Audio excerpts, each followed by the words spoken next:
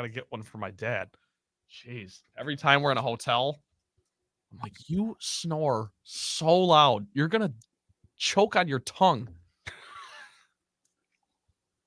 You need a CPAP. No, I don't.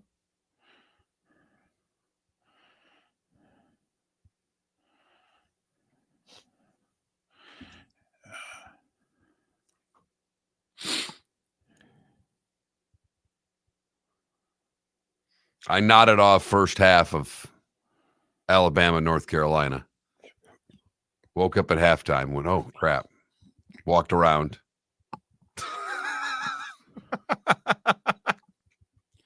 Walked around.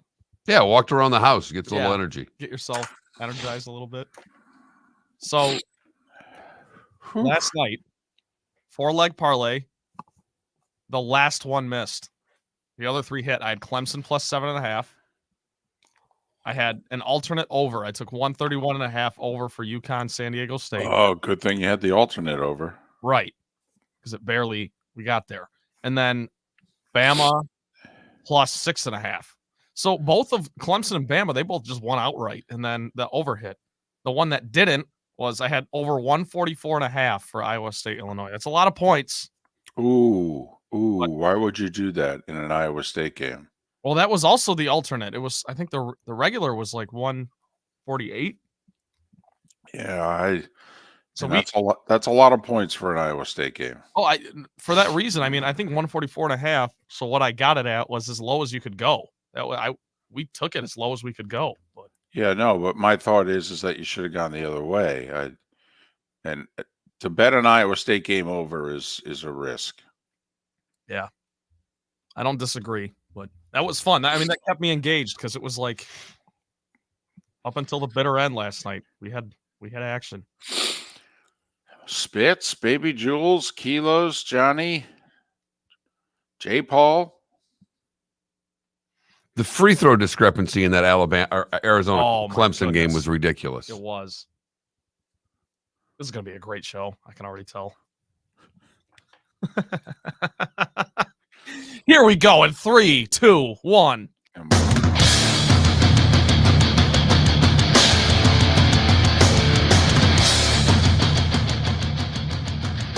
You are listening to Miller and Moulton, exclusively on the Florida Sports Network. And now here's Mark Miller and David Moulton. Top of the morning to you. In some ways, it's still a football Friday, but it's a lot more than that. Hold on one second. How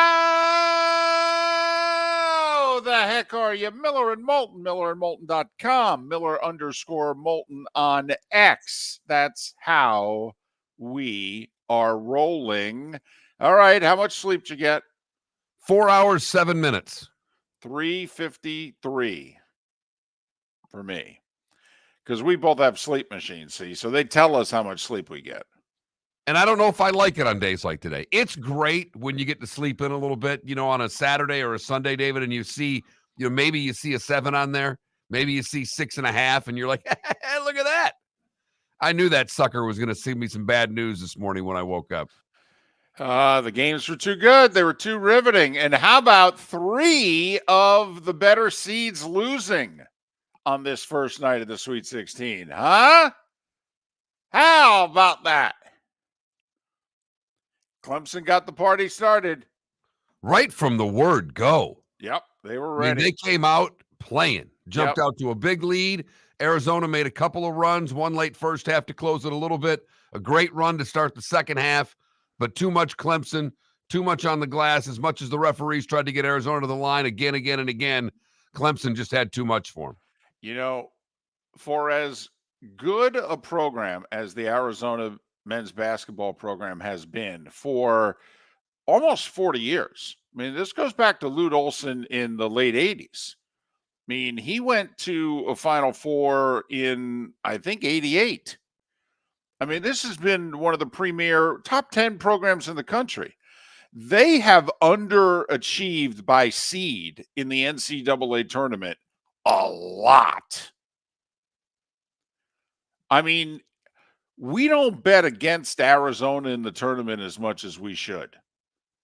That's a great point. Because I mean, they routinely are at least a round shy of where their seeding says they should go. We did not think they were losing to Clemson. Maybe they weren't covering 7.5 or 8.5 or whatever you got it at, but we didn't think they were losing to Clemson. But when the best player on the court, at least supposedly, has a night shooting like he does, that's what happens. Yep. And then UConn, it took them a little bit. But then they actually trailed in a game. And only led by 9 at the half. Then they held San Diego State to 21 points in the second half. I think Dan Hurley was not happy with their first half performance because they were only up 9. I think they just grabbed another offensive rebound. Yeah, they're tough. But congratulations, Clemson. Clemson and Alabama. You remember when these two schools were really good in football?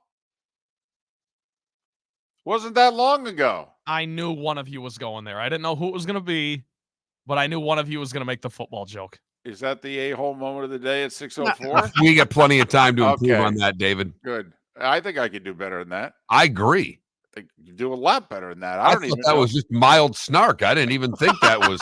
I didn't even know if that measured up to snark. I thought it was more pithy than snarky. Well, it's right there for you to. I mean, that was right on the nose. I mean, it's. Well, it's also they have not had this type of success in basketball. I mean, this is just what? Second time Clemson's ever gone to the Elite Eight. Ever. First since 1980, I think I saw. Carter was president. First time Clemson in the Elite Eight since the Carter administration. Since about a month after the Miracle on Ice. That's how long ago it's been. And for Alabama, this is just the second time they've ever gone, right?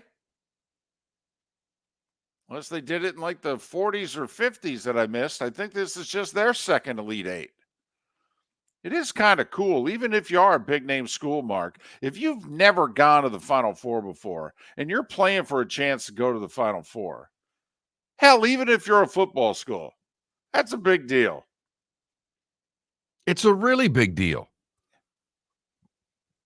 And the wins that they both had in Clemson and Alabama were significant. They were not huge. I mean, Clemson was a bigger underdog than Alabama, but playing college blue bloods.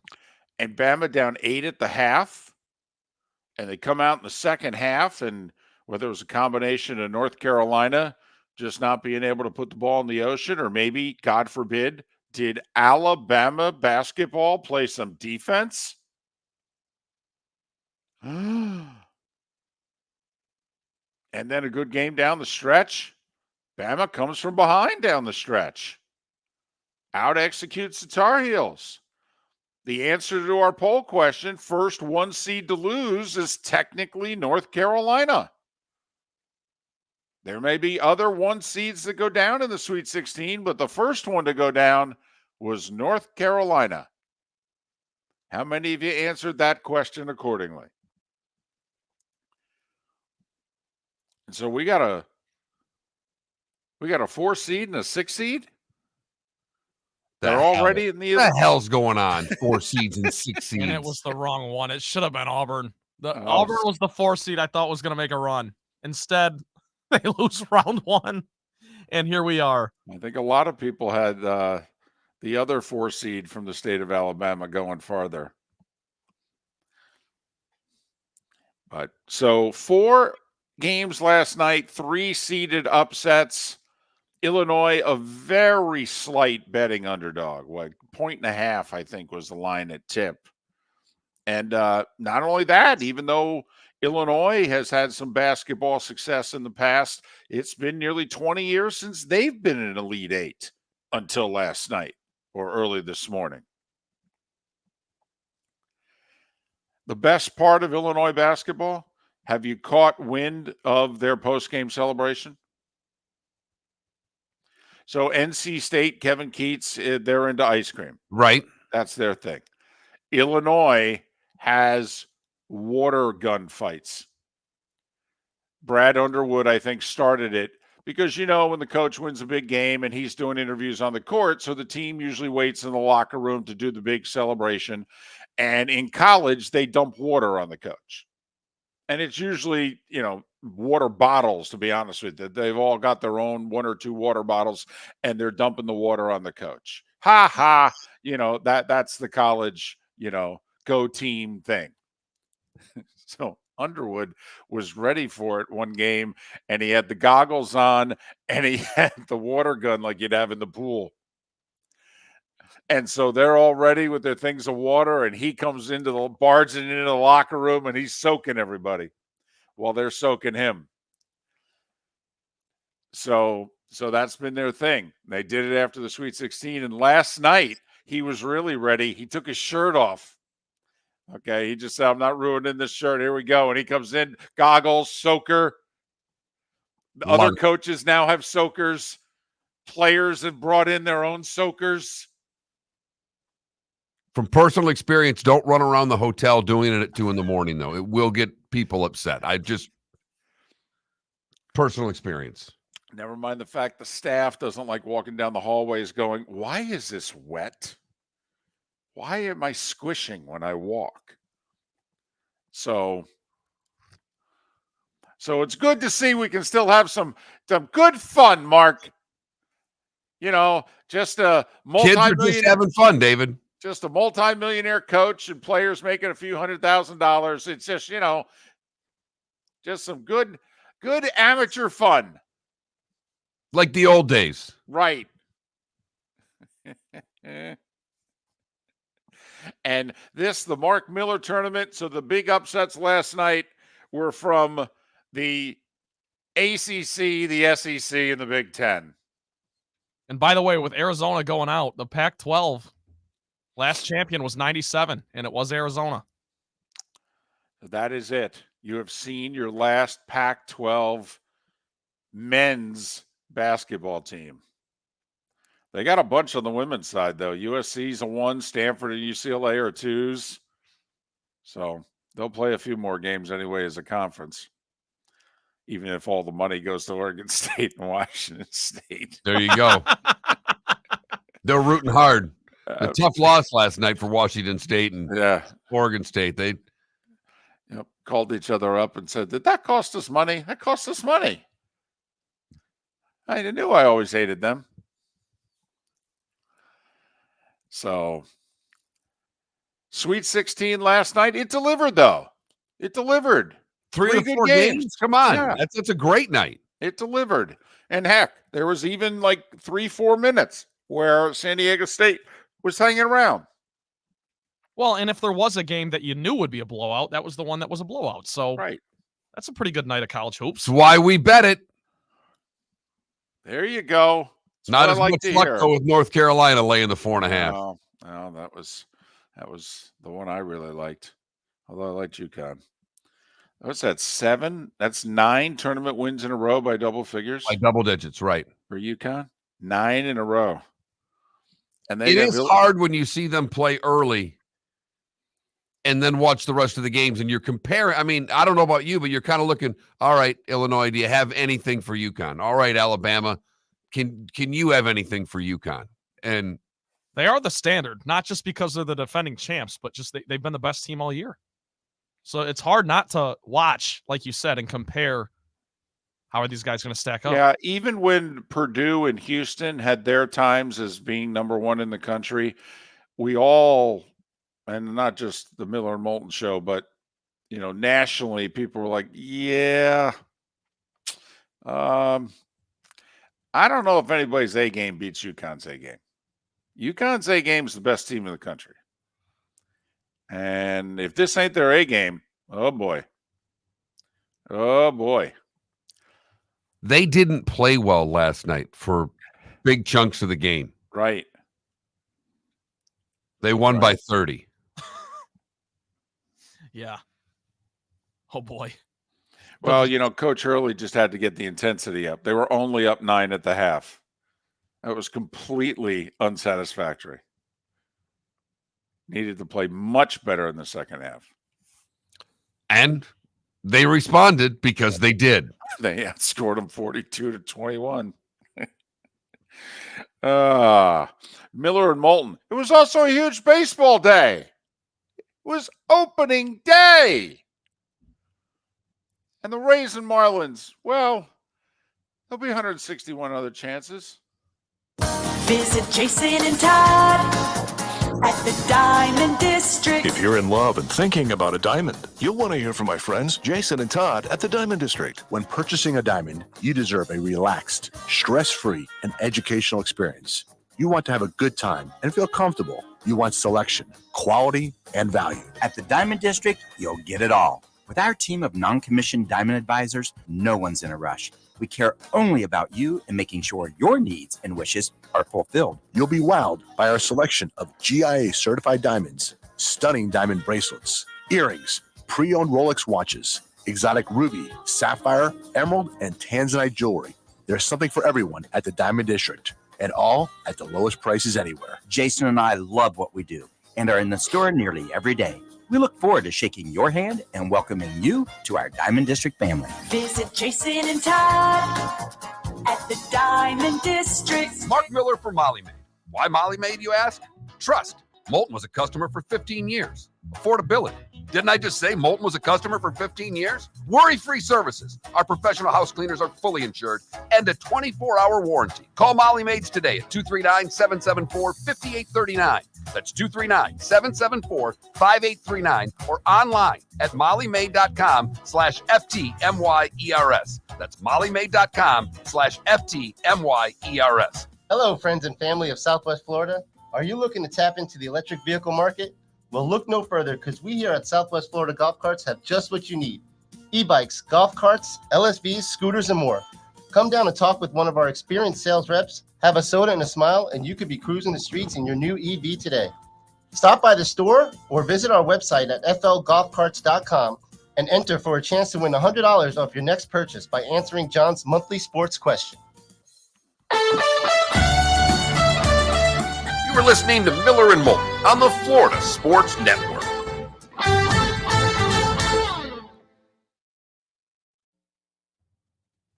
So I wanted to text you guys and I didn't because I just held off. But I did not think I would realize or notice the jerseys yesterday in the MLB, like the cheap. Right. They're terrible. They're so bad. Are they? Yes. I didn't watch an inning. It's because I thought MLB TV would give you, a free preview, and none of that going on. They wanted $1.50 for it, so I backed off. You're holding off till it's $1? I'm holding off. Got to get through the month right now. Bills are high. I got to get to next month before I spend any more money. Oh, trust me, I understand that. I got 4 days before I can spend more money.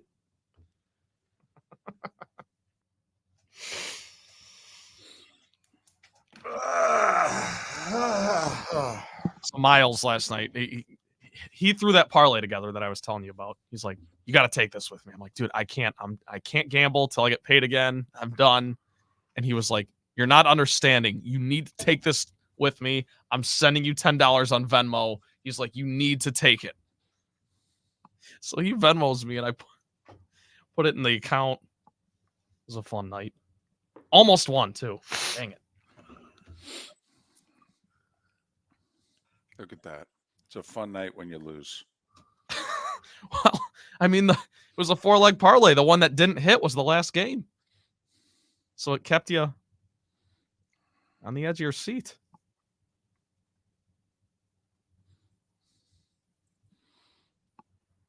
Oh yeah, love those 5 a.m. Delta flights.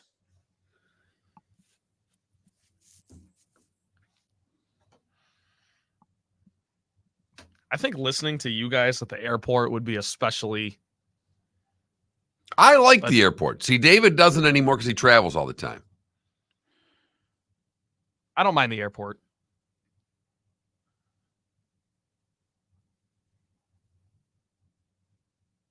But I'm not the guy to ask because I also love people. So, I mean, That's because you haven't received, many emails or texts yet in your career. Okay, you'll change your tune.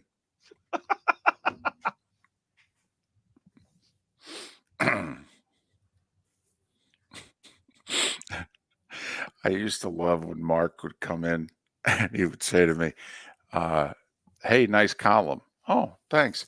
You didn't read the comments, did you?" He goes, "No." He goes, "Don't."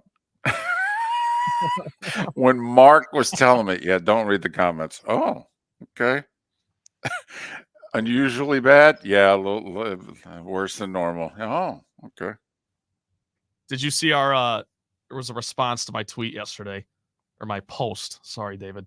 And I don't know if you guys saw this, but this guy was talking about how he's been listening to David forever. Then he goes, "I remember Mark getting in the afternoon show. He's a peach. Mark always hated the callers and he cut my calls short." I read that. I laughed out loud for like 5 minutes. I turn off when Dan Patrick starts taking calls. I can turn it off. And those calls are screened heavily. So heavily. I don't disagree with you.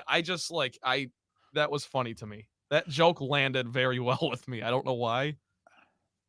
Now, I will say we are both a lot nicer than, we were in our first act. We have both mellowed a lot.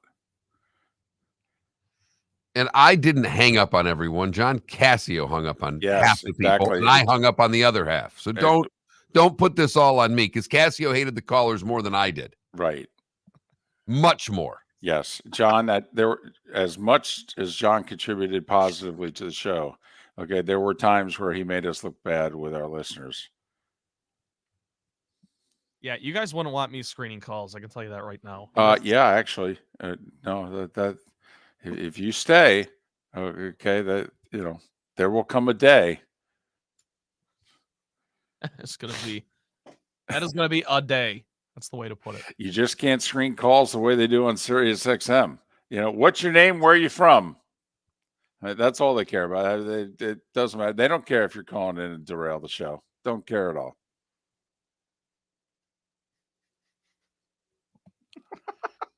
They don't. All right. Here we go. They don't.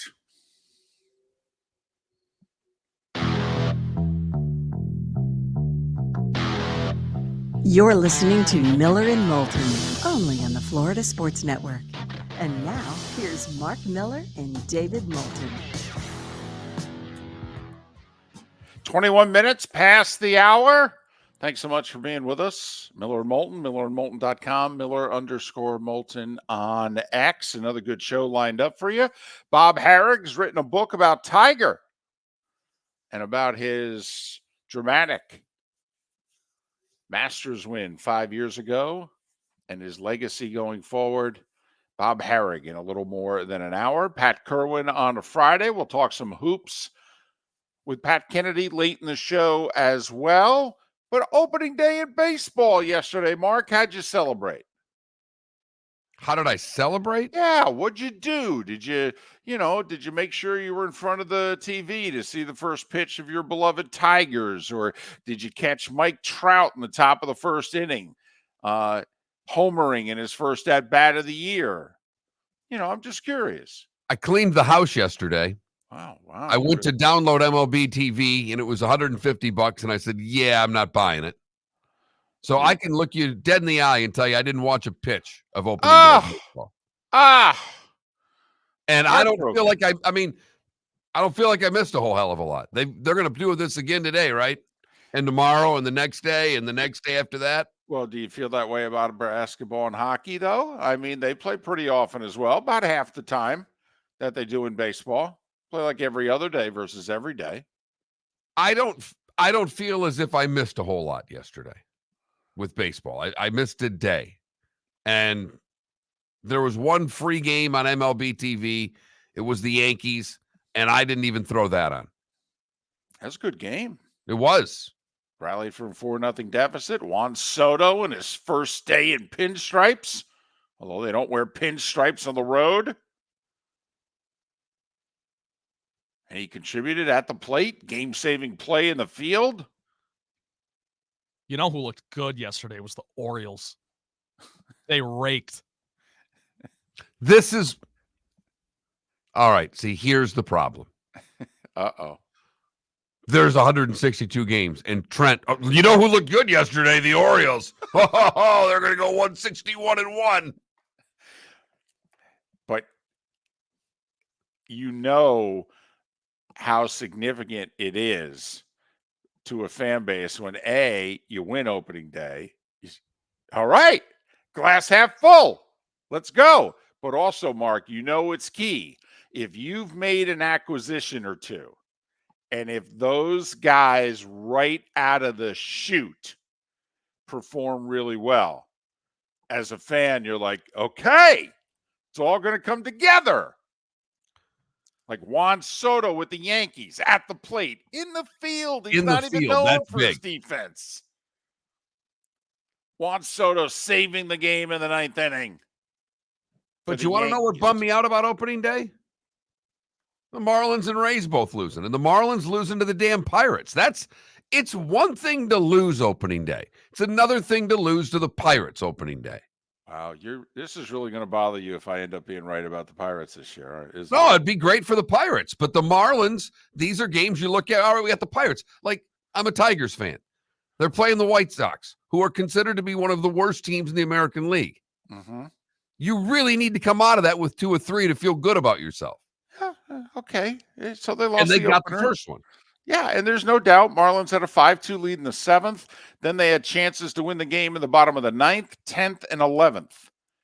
And it's really a bummer because now they start you out in the extra innings with the runner on second. And you're like, man, we had 2 chances to score the game-winning run with a runner on second and nobody out, and we couldn't do it. And what did the Marlins do? Lost a 1-run game after they were unbelievable in 1-run games a year ago. Right. And we have been harping on that all off season. Like, they're going to have to be a significantly better team this year than they were last year, because there's no way they produce the same number of wins this year with the run differential they had last year. No way. Got to be better. And Rays, well, got beat up in the middle innings. Good game for about an hour and a half, and then, oh boy, let's beat the traffic.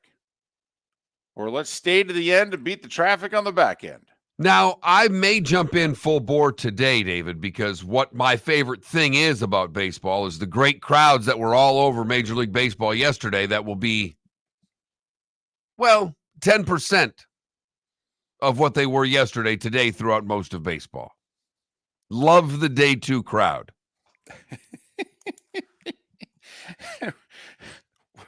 What are you implying? Now, there are a few places where they don't play today, like opening day, and then they have Friday off, and then they play the weekend series. You know, I will say, like the Marlins, this is a 4-game series with the Pirates. So game 2's tonight. They did 32,564 for the season opener.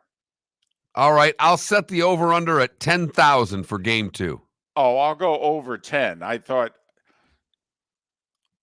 I'll go over 10. Would you go over 15? No. No. But I will go over 10. I'm counting on a few season ticket sales. I mean, we can bring in instruments now. I'm counting all you can eat. All you can eat. Mm-hmm. I'm just counting. That'll get me to over the hump, I'm thinking. Although, you know what? I'm going to rescind that because it is a holiday for a lot of kids. Like, my daughter doesn't have school today. It's Good Friday.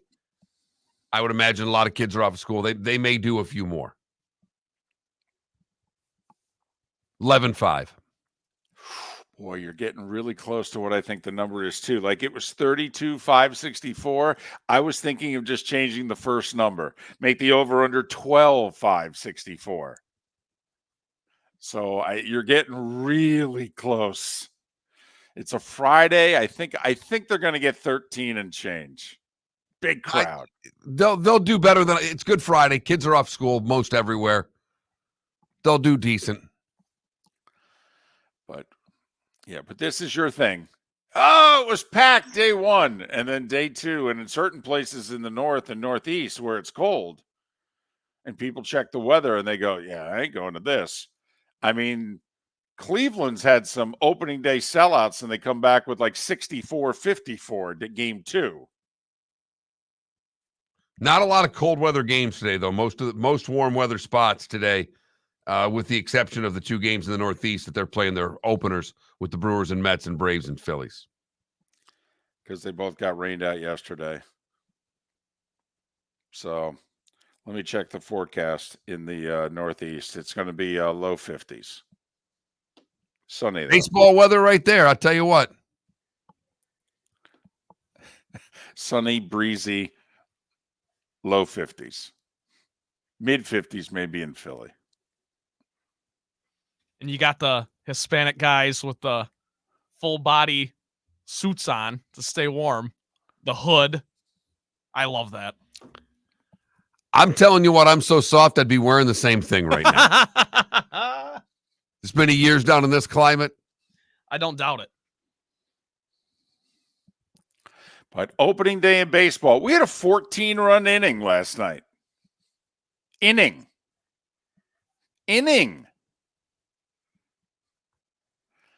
But we had some blowouts. We had some good games. We had some young guys. We had an amazing achievement last night. Have you heard about this Tyler O'Neill guy? He's with the Red Sox. He homered yesterday. Right. 5th straight opening day, he's homered. That's remarkable. It's never been done before. 5th straight opening day home run. We have to remember that next year, don't we? Take the prop bet on Tyler O'Neill? Yeah, I wonder what you would have been able to get that for yesterday. I know. Man, would have liked to have known that. Would have been worth a few shekels. That could have been a Hard Rock boost. No? Don't get me started on the boost. Yeah. The boost has not been kind to me lately. I don't know if it's been kind to you at all. You just like the concept of it and fell in love with it. It's a boost for a reason. All right. It should be renamed Sucker. The starting 5 is next. Visit Jason and Todd at the Diamond District. Hi, I'm Jason. And I'm Todd with the Diamond District. I believe in complete transparency. If you're shopping for diamonds in Naples, you're paying too much. If you're shopping in the Cape or Fort Myers, you also won't see the selection you deserve to have. If you're online, there's no human connection, and you won't know if your diamond is beautiful or not until it shows up in the mail. Just because it's GIA certified doesn't mean it's brilliant. There's so much more to a diamond than its cut, color, and clarity that makes it beautiful. Visit us at the Diamond District for a non-commissioned and educational presentation and quit paying more in Naples or buying blind from the internet. The Diamond District has the rarest diamonds from half carat to 10 carats. You won't find a bigger selection or better value. And you won't find a better buying experience. Jason and I are in the store nearly every day, and we look forward to shaking your hand and welcoming you to our Diamond District family. At the Diamond District. The law firm of Michael F. Hornung has successfully represented the citizens of Southwest Florida for over 30 years. As a former prosecutor, the information I know is information you need to know. If you've been arrested for a DUI, a criminal matter, or involved in an auto accident, call the law firm of Michael F. Hornung. I'm a local attorney with local knowledge to assist you through the process. For a free consultation, call 239-437-0095. That's 239-437-0095. Offices in Mark Miller for Molly Maid. Why Molly Maid, you ask? Trust. Moulton was a customer for 15 years. Affordability. Didn't I just say Moulton was a customer for 15 years? Worry-free services. Our professional house cleaners are fully insured and a 24-hour warranty. Call Molly Maids today at 239-774-5839. That's 239-774-5839 or online at mollymaid.com/FTMYERS. That's mollymaid.com/FTMYERS. You were listening to Miller and Moulton on the Florida Sports Network.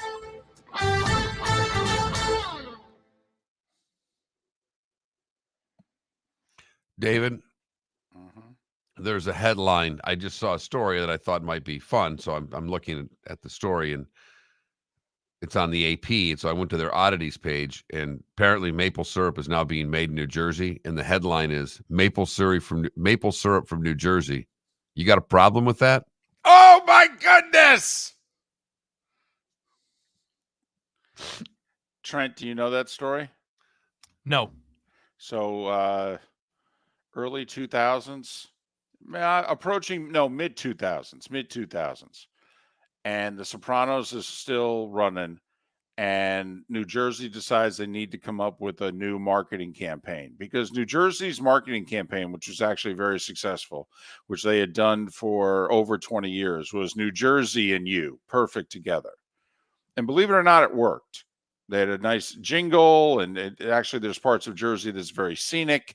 Well, Okay. wait, so it's the state of Jersey. That was like, okay. And it was, marketing itself, come visit and what have you. And so New Jersey and You, perfect together. And they decided we need to come up with something new. Now, this is at the height of The Sopranos. And my 7, 8-year-old daughter, okay, we're just sitting around, we're having some fun. And she literally goes, well, how about New Jersey? Actually, she didn't say new, because she knows, she had heard me say, when you're from the state, you refer to it as Jersey. Okay. And so my daughter, listening to us, finally says, Jersey, you got a problem with that? And so we submitted it. Can't believe it didn't win. We submitted Jersey and New Jersey. You got a problem with that? That's outstanding. Adam, congratulations. I'll just let you know that means that you will be 56 when she or he gets a driver's license, and you will have given up. Mark with the inside track. Only speaking from experience. Right. Because I'll be 60 when my daughter turns 16. That's funny. Congratulations, Adam. Way No, to go. congratulations. That's awesome. Mark's a nice name. Yeah, I submit Trent. I want kids now, which is funny because I'm in no shape that I don't have a stable life, Job, girlfriend, job, and income, you want all that kids. stuff. I want kids. Huh. I just love kids. David, how old's your daughter? 27. Okay. Actually, no. Next month she's 27.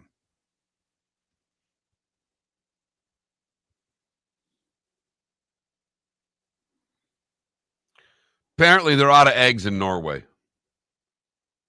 So are they out of chickens? Is that what that means? They're facing a shortage. People are literally going to Sweden to buy eggs. Damn, that sounds like a commute. Pack up the car. We're going to get eggs. 62 miles from Oslo to Gutenberg. The Nordby Shopping Center in Sweden, just off the border, 62 miles south of Oslo. You know, I do think about that every now and then. It's funny because, like, eggs in Norway? No, in this country, you just kind of go on 3, 2, 1. Holy shit.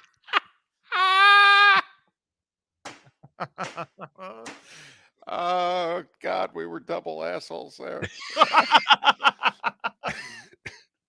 Lee. Oh, in this country, you just go state to state like it's nothing because we got 50 of them and it's a pretty big country. But in like Europe, you go country to country. And they do. Yeah, I mean, one of my wife's best friends lives outside of London. And it's like, what'd you do this weekend? Oh, we went to Italy. Yeah, right. That's cool. It's unique. DC, no, since we moved and she was 2.5. No, she has not been back. Have you been back? Yes. Yeah, I've been back twice.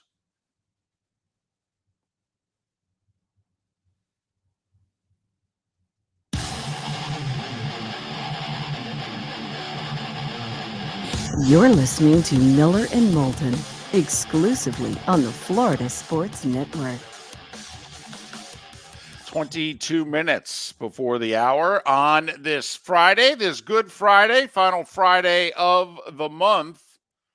Thanks so much for being with us. Miller and Moulton, millerandmoulton.com, Miller_Moulton on X. Good show lined up for you. Bob Harig, 1 hour from now. He's written a new book about Tiger. Going to ask Bob, what's new? Why'd he write it? By the way, what number book is this? You've written a few. Bob Harig, an hour from now. Pat Kirwan in our 8 o'clock hour. We'll wrap up the network portion of the show talking a little hoop with former Florida State head coach Pat Kennedy. Right now it is time for The Starting Five. 5 stories you need to know. It's the Starting Five on Miller and Moulton. Here's number 1. opening day, Major League Baseball. Both the Rays and Marlins lost at home. Rays lost to the Jays 8-2. Toronto with 5 in the 6th. Yandy Diaz had a good day, though, for the Rays. A homer, 2 RBIs. Meanwhile, the Marlins blew a 5-2 lead in the 7th to the Pirates. Lost 6-5 and 12. Rays were sold out. 25,025. Marlins at 32,564. Let's see how they do day 2. The Orioles picking up where they left off last year. 11-3 over the Angels. Mike Trout did homer in the first inning, his first at-bat of the year, and that was the only hit that Corbin Burns gave up in 6 innings of work. 1 hit, 1 run, 11 Ks. Tell you what, folks of Baltimore needed a good day yesterday. Yeah, they did. Had a rough Yes, week, they did. to say the least. Yankees, nice opening day win. Down 4-0 early to the Stros. They come back, beat Houston 5-4. Juan Soto on base twice, had an RBI hit, scored a run, and made the game-winning play in the field. Saved the day defensively in the 9th inning for the Yankees. Texas, 1 in the 9th, 1 in the 10th.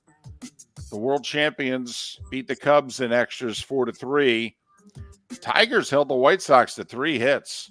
Let me tell you, there's a time for a 1-0 game. But, man, if you're selling tickets for the White Sox, Mark, opening day, 3 hits, shutout. Yikes. How about Jason Benetti, who left the White Sox for the Tigers? First broadcast with the Tigers in the South Side against the White Sox, and a 1-0 Motown win. Twins over the Royals 4-1. Pablo Lopez, 7 innings in the season debut, gave up just 1 run for the Twins. Padres with 4 in the 7th, rallied to beat the Giants 6-4. Dodgers all over the Cards, 7-1. Ohtani reached base 3 times. Mookie Betts with a homer, and he scored 3 runs. Our Reds, Mark, got off to a good start. Nick Martini with 2 homers. I think we should toast Martini. 8-2 over Washington. Cleveland beat Oakland in Oakland 8-0. Care to guess the attendance? Opening day in Oakland. Not going to have many more of them left. I saw it, so I would be cheating. Okay, and remember, in theory, it could be the last opening day because the lease expires at the end of this year. And if they're going to Vegas, they may play 25, 26, 27 in like Sacramento or Salt Lake or anywhere, not Oakland. 13,522 for opening day. This is going to be a long year. I don't know if they draw 1 million. How many times do they draw more than 13,000? That's a good one. Put that up on the board. Over under 9.5. Because, they got Under. promotions. The Yankees will come. No, I know. Red Sox. I mean, certain teams, if the Dodgers or Cubs come, but all right. Red Sox 6-4 over Seattle. Tyler O'Neill homered on opening day for the 5th straight year. No one's ever done that before. And the Diamondbacks scored 14 runs in the 3rd inning. They didn't score the rest of the game, but they really didn't need to. They beat Colorado 16-1. Remember we were asking Andy Fried about Wander Franco yesterday. Well, it came out in the middle of the day. He's been placed on, quote, administrative leave. I believe he still gets paid, but he doesn't count against, their rosters and all that. Commissioner Rob Manfred also said that he hopes the Otani investigation will be, quote, a short one, unquote. No kidding. Yeah, I think most of us are counting on it being a short one because we don't think you're going to look into it seriously at all. And the Yankees placed Garrett Cole on the 60-day injured list. So, late May at the earliest for the Cy Young Award winner and their ace. Brewers, Mets, Braves, Phillies, who were both rained out yesterday, will try to get in their season openers today. Sweet 16. Bunch of upsets. Clemson, the 6th seed over the 2 seed Arizona out west, 77-72. Tigers first Elite Eight since 1980. Meanwhile, they'll face 4th seeded Alabama, who surprised North Carolina 89-87. Just the 2nd Elite Eight for the Tide in their history. Meanwhile, Illinois, the 3 seed, got by the 2 seed Iowa State 72-69. First time the Fighting Illini have been in the Elite Eight since 2005. That was the team that lost the title game to North Carolina. But top-seeded UConn rolled.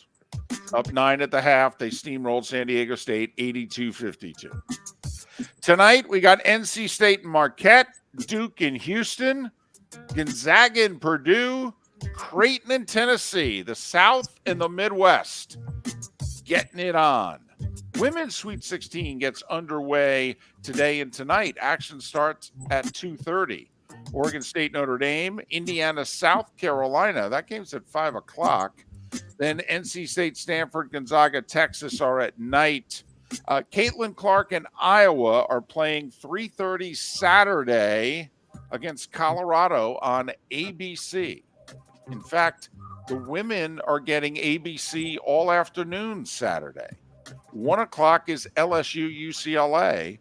3:30 is Colorado Iowa. We'll see. I'll be very curious. Network television, also the Elite Eight, doesn't start till 6 o'clock on CBS. What college basketball game wins Saturday? Oh, it's a good one. I think Caitlin Clark.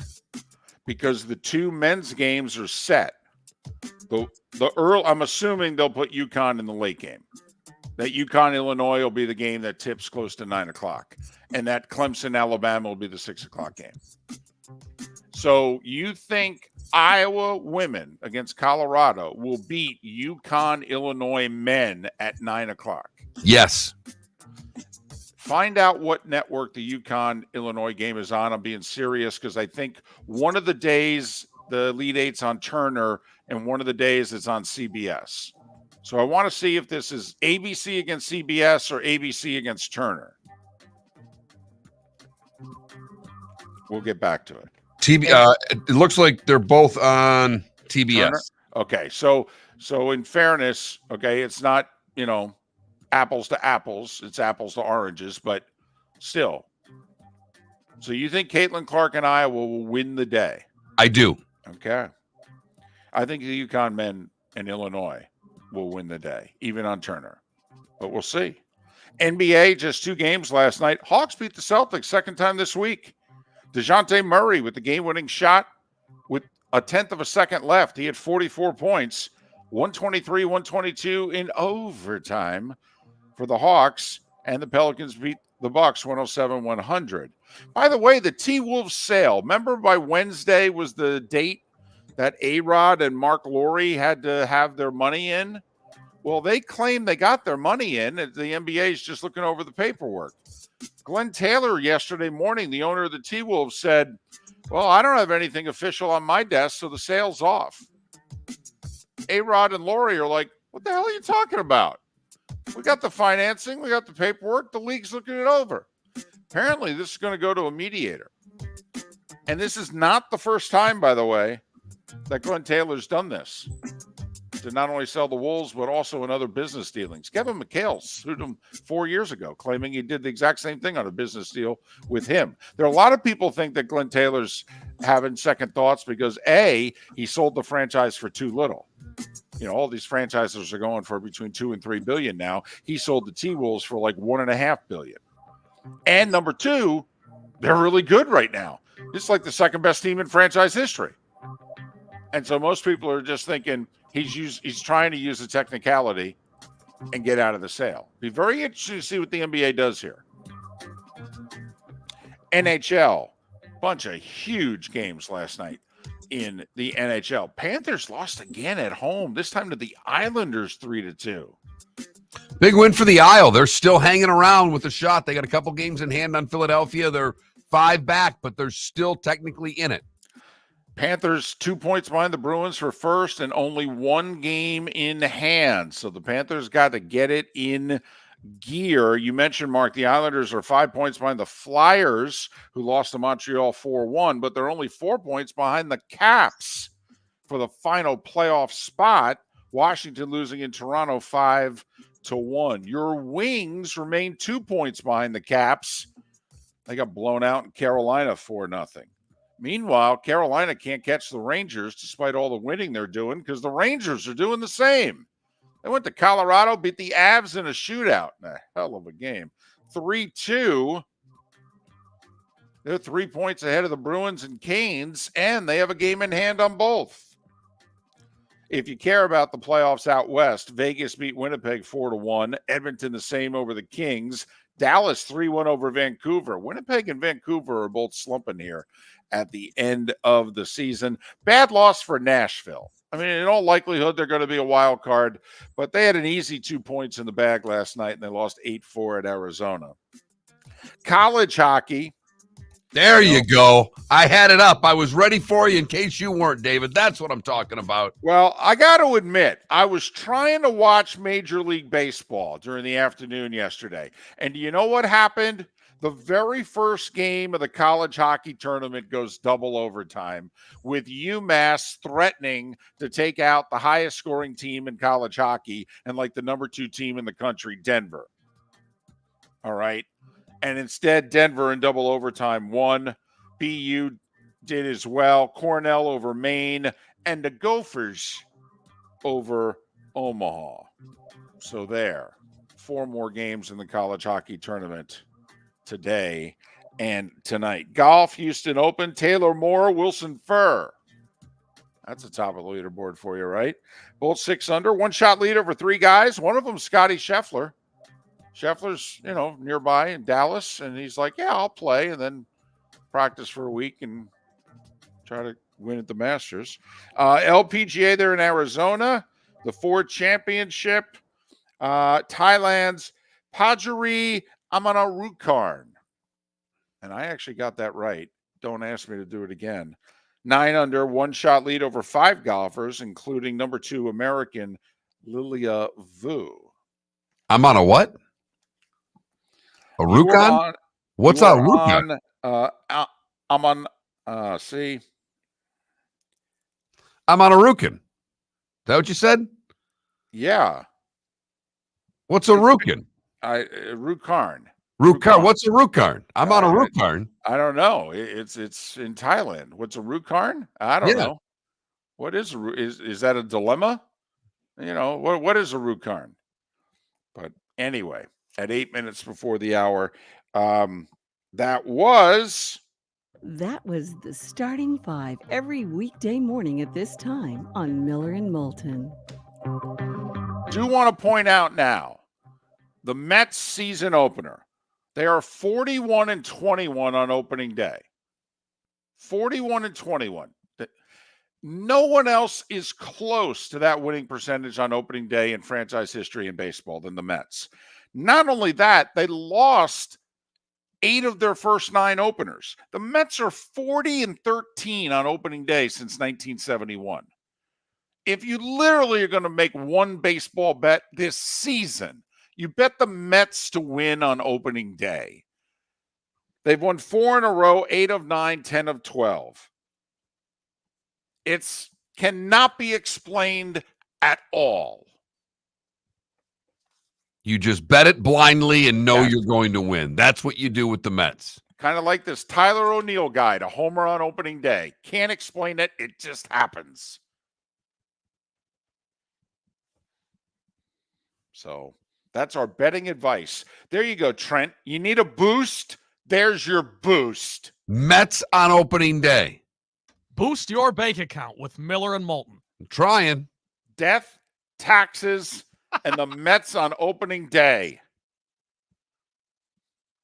Not in that order. Miller and Moulton.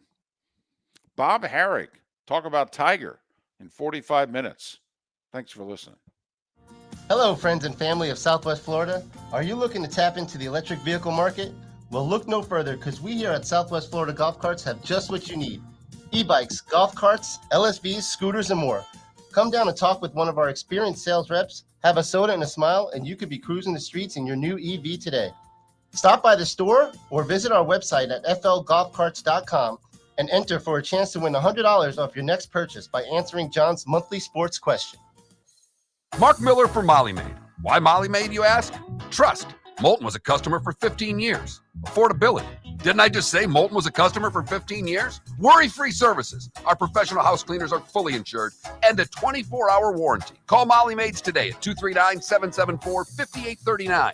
That's 239-774-5839 or online at mollymaid.com/FTMYERS. That's mollymaid.com/FTMYERS. Located on the East Trail, locally owned Naples Tiki Bar and Grill is an outdoor eatery next to the Hitching Post Shopping Center. Island-inspired food with a true tiki theme. The best place in Naples to enjoy the beautiful weather in Southwest Florida. The Naples Tiki Bar and Grill offers a great menu for dine-in or takeout. Enjoy our famous pulled pork, huge burgers, and tiki bar cocktails. Don't miss happy hour every day from 3 to 6 and live music 7 days a week. See you soon at the Naples Tiki Bar and Grill, 11498 Tamiami Trail East.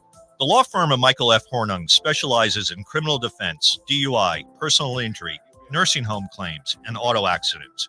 I'm a former prosecutor with over 34 years of experience. The information I know is information you need to know.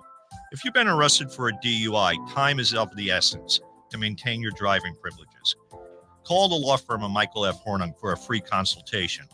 At the law firm of Michael F. Hornung, we are committed to excellence in your representation. Being a local attorney with local knowledge is clutch to the success of your case. For over 30 years, we have successfully represented the citizens of Southwest Florida. For a free consultation, call 239-437-0095. That's 239-437-0095. Our offices are conveniently located in Fort Myers. Visit online at mfh-law.com. The waterways of Naples are a beauty to behold, and the Bayfront Inn has multiple ways for guests to enjoy the water and have some fun. Gather your family and friends and enjoy a leisurely day on the water with a pontoon or deck boat. If you prefer to explore the waterways without a motor, the Bayfront has canoes, standboards, and kayaks. At the end of your journey, enjoy lunch or dinner at the Bamboo Tropical Bar and Grill. The Bayfront Inn. Something for everyone. On 5th Avenue in Naples.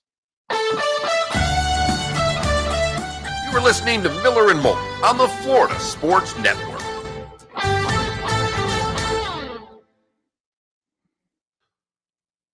Naples has the number 2 player in the state of Florida playing baseball for him.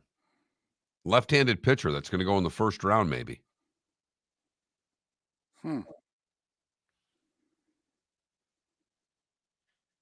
Johnny King is his name.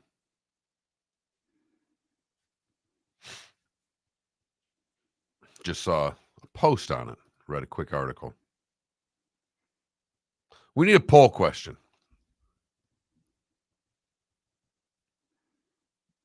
Which game are you more inclined to watch? The Iowa game or the Illinois game? Okay. Or, I mean, we could go baseball. They're not on at the same time. Right. So. Oh, I know. I was like, you guys were talking about which one's going to outright the other. I think that's a decent, like, talking point.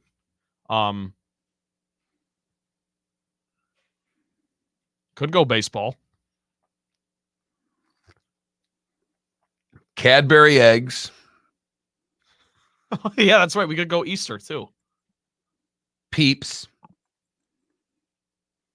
In honor of Good Friday, Who do you think is most likely to rise by Sunday? Nothing out of Moulton from that one. He's locked into whatever. Sorry, I'm locked in. Yeah, my bad. No, Trent said paying attention. Trent said it's Good Friday. I said, who's going to rise by Sunday?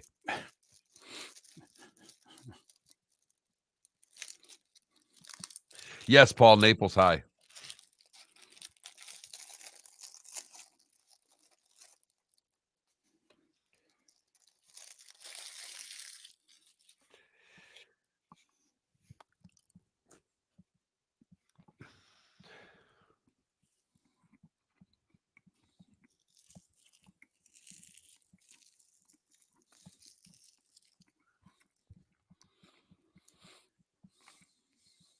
That is cool. Kilo's dad. That's very cool.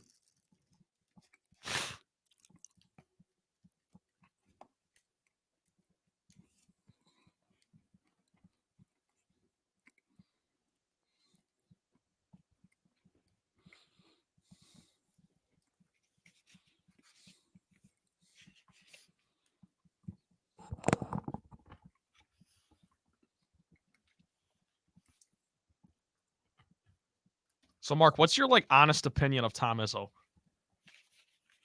He was on Part of My Take this morning. I listened to probably half the interview, got half more. I love the guy.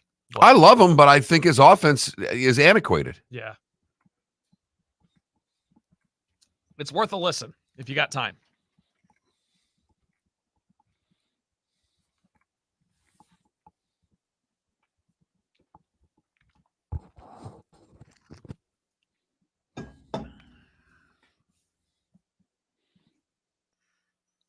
What is the worst? Peeps are the worst Easter candy, Arch.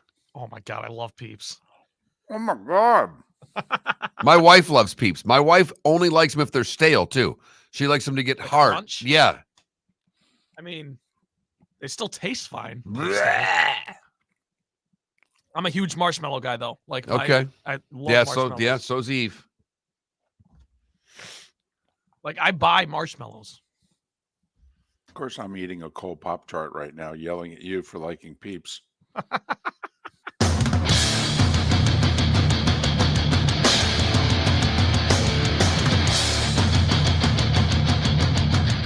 You are listening to Miller and Moulton, exclusively on the Florida Sports Network.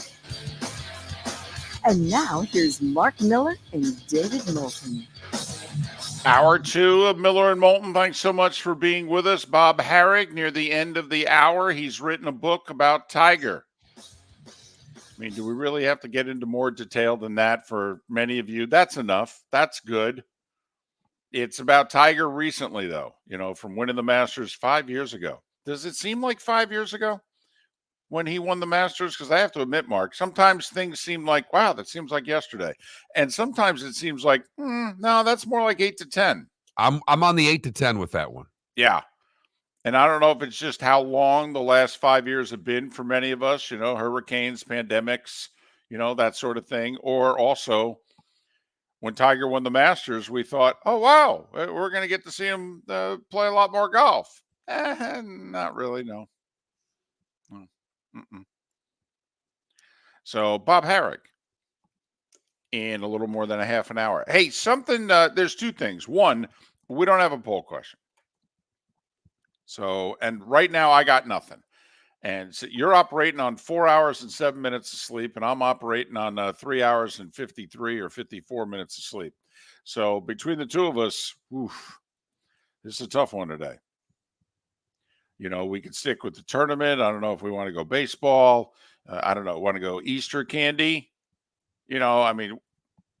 I was going to say, you guys want to go Peeps? Do you like Peeps? Oh, for goodness sakes. It's just, I'm curious. I think yes would win. You could break Miller and Moulton if yes actually wins. I think it would. We could be in a funk all weekend. What I think's funny is that we could say, do you like Peeps as one question and list worst Easter candies as another. Peeps might get a yes vote on one and get the vote for the worst Easter candy on the other. But that speaks to how good Easter candy is. You got chocolate rabbits. You got Reese's eggs. No. We get it. We know what we got. Oh, no. We know what we have. I know. I've been eating my daughter's. She had an early Easter present. I've been eating her chocolate egg for a week. So we could do something with Easter candy. I'm just saying. That's all I got. I don't have a. What are you doing for? I mean, you get another ham for Easter dinner, David? Yeah, we are a small one, bringing it over the daughter's place. Mm-hmm. They're playing host. Good. Of course, they're not cooking. Everyone else is like to do it, and her Do they mother-in-law. understand the hosting concept? They're young. I mean, do young people really understand the hosting concept? They should. I understand they should, but how is she going to understand the hosting concept when her parents are, well, her parents? How much hosting did we do? We don't cook. Now we cater. I mean, we actually, we've done Super Bowl parties and, never mind recent holidays. And I mean, but we cater. We don't cook. You got to have money to cater. She's young. She doesn't have any money. Plus, she's got a kid, so she really doesn't have any money. So the people who have money have to bring the food. That's how it works. She provides the grandkid. Okay? Well, that's a big one. Right. The grandparents provide the food. So that's what we're doing. The second one is, do you know the first over-unders of the NFL season came out this week? I did see that. Now, they'll get adjusted after the draft. And then that's really your final over-unders. But the first over-unders came out. 2 teams tied for the worst over-under, lowest over-under at 4.5. Who are they? Carolina. Bingo. New England. Bingo. So the 2 lowest over-unders at 4.5, Carolina and New England. 2 other teams tied at 5.5 for the over-under. Care to guess? Arizona. No. Las Vegas. No. Huh. Both in the AFC, if that'll help you out. Well, I just guessed Vegas. I understand that. Denver and Tennessee. All right. So they think that Denver's not going to find a quarterback here, and they are taking a major step back because they've been living right around the 500 line, 7-8 wins, and they're like, no. So that's Denver's over-under and Tennessee's over-under, which is interesting because, they've actually made some moves here, trying to compete in that division. Then there's a host of teams at 6-5. Mark, you rattled off 2 of them. All right. Raiders, Cardinals with a 6.5 over-under, along with the Giants and the Vikings. So they think that whether it's Sam Darnold or it's a rookie quarterback, that it is not going to happen this year, or at least they're making you bet as to whether or not it's going to happen. 3 teams with an over-under of 7.5. New Orleans, Seattle, and Washington. So the New Orleans Saints with the 3rd over-under, if you will, in the NFC South.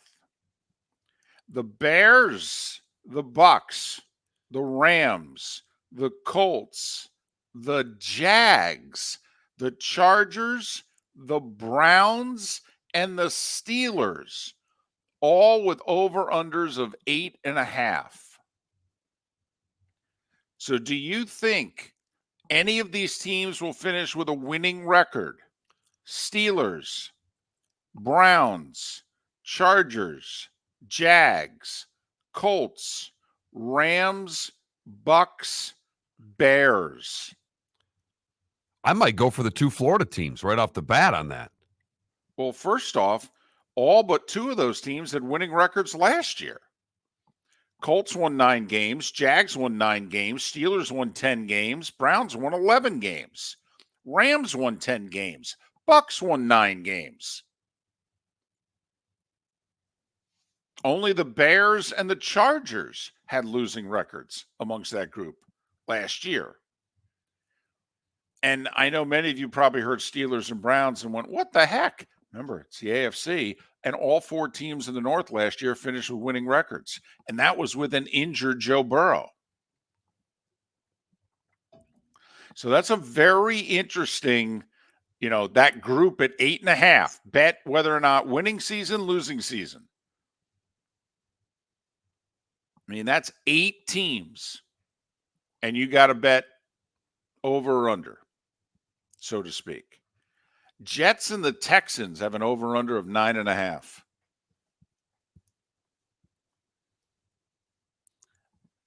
And then everybody else got a double-digit over-under. There are 7 teams who have an over-under of 10.5. 7. One of them's the Miami Dolphins. Another's the Atlanta Falcons. Man, it's a big number for Atlanta. Along with the Eagles, the Bills, the Cowboys, the Packers, and the Bengals. 10.5 over under. Dolphins won 11 last year. Eagles won 11. Bills won, was it 11? Cowboys won 12. Packers won 9. Bengals won 9. Atlanta only won 7. And then your big 3, if you will. Chiefs, Niners, Ravens. Over under 11.5.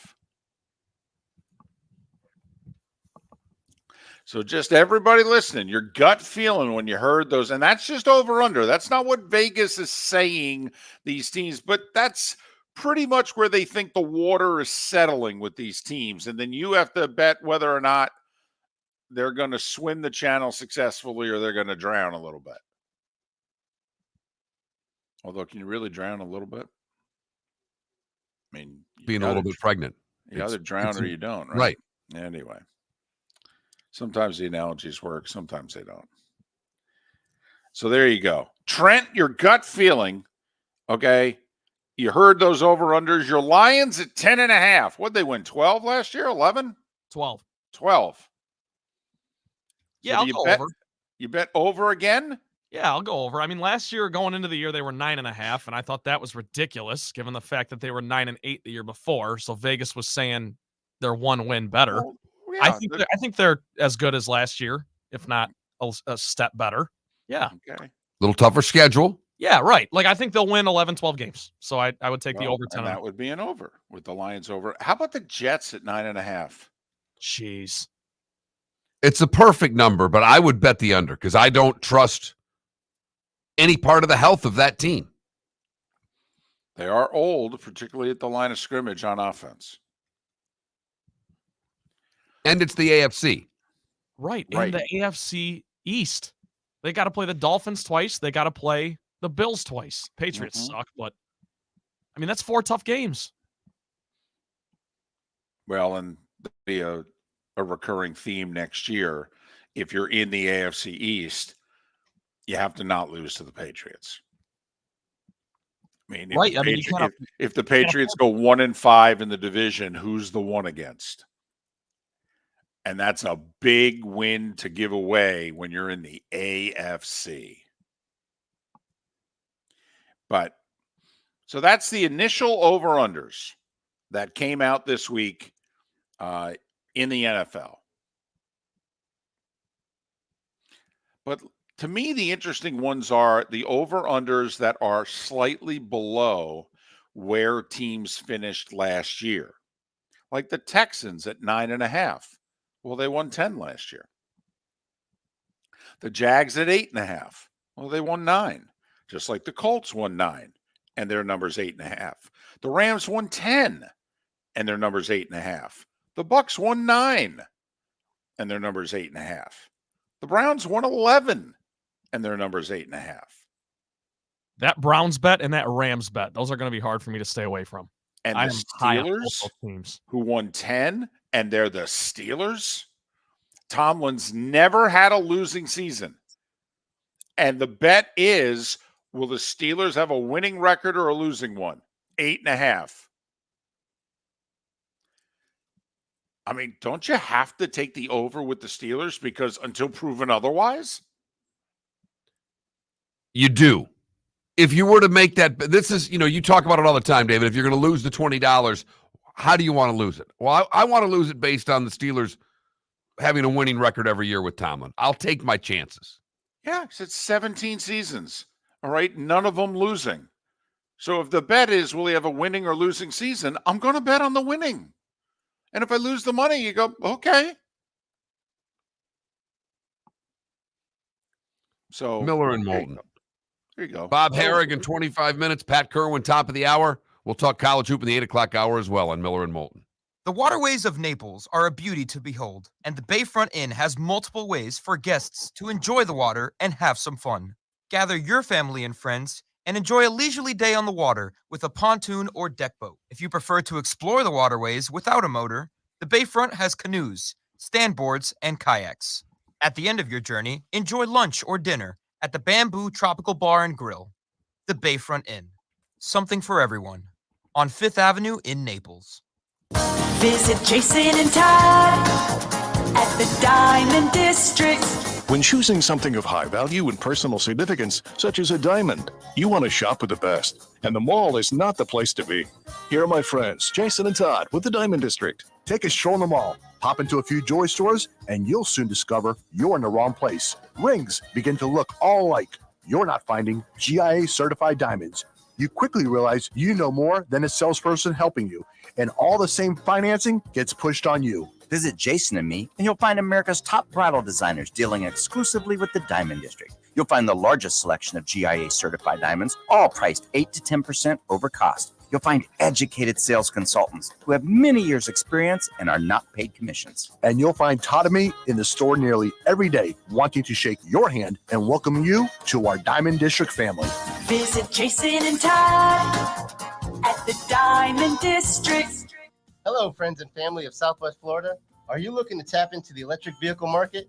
Well, look no further, because we here at Southwest Florida Golf Carts have just what you need. E-bikes, golf carts, LSVs, scooters, and more. Come down and talk with one of our experienced sales reps, have a soda and a smile, and you could be cruising the streets in your new EV today.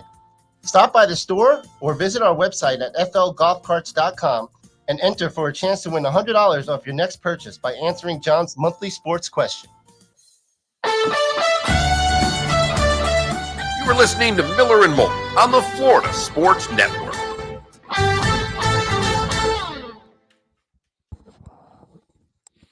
The flavor Pop-Tart is always brown sugar cinnamon, at least in the house. All right, and I can control the flavor.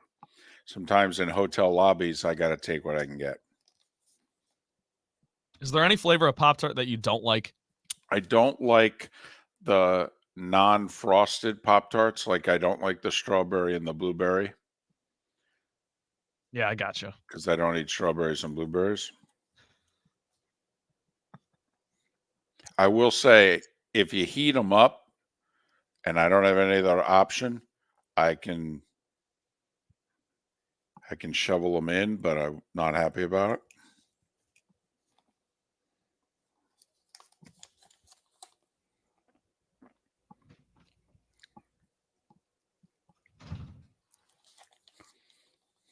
Are banks open today?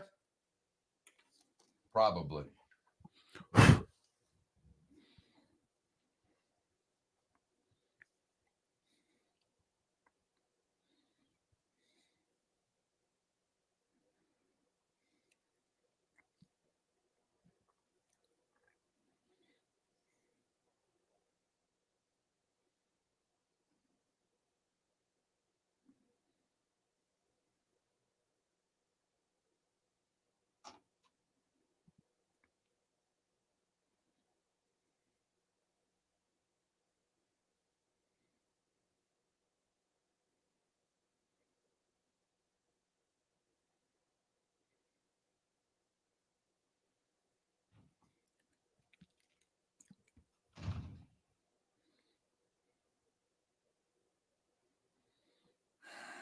Yeah, I don't know what's going on down the hall, but it sounds like there's a war going on. I just went and got some water. I walked past like 3 of the studios. Super loud.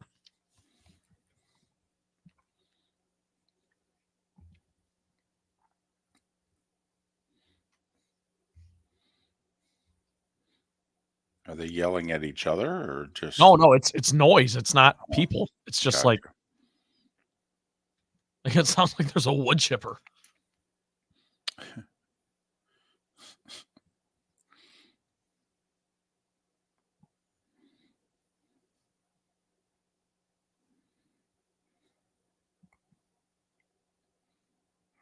So I watched opening day with the grandparents yesterday. And my grandpa, diehard Tigers fan, right? Seen better days with the Tigers. Javi Baez strikes out on he swings at 2 pitches that are like it's the same pitch twice in a row, and it's 6 inches above the zone. Like it's a good 3 or 4 balls outside of the zone, right? And my grandpa just starts shaking his head. It's like he sucks. And unfortunately, you got a lot of years left on that contract.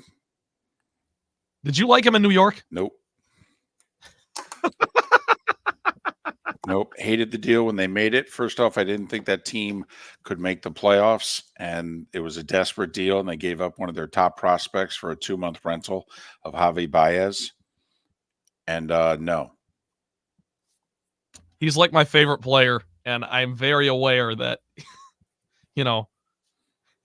I know why people can't stand him.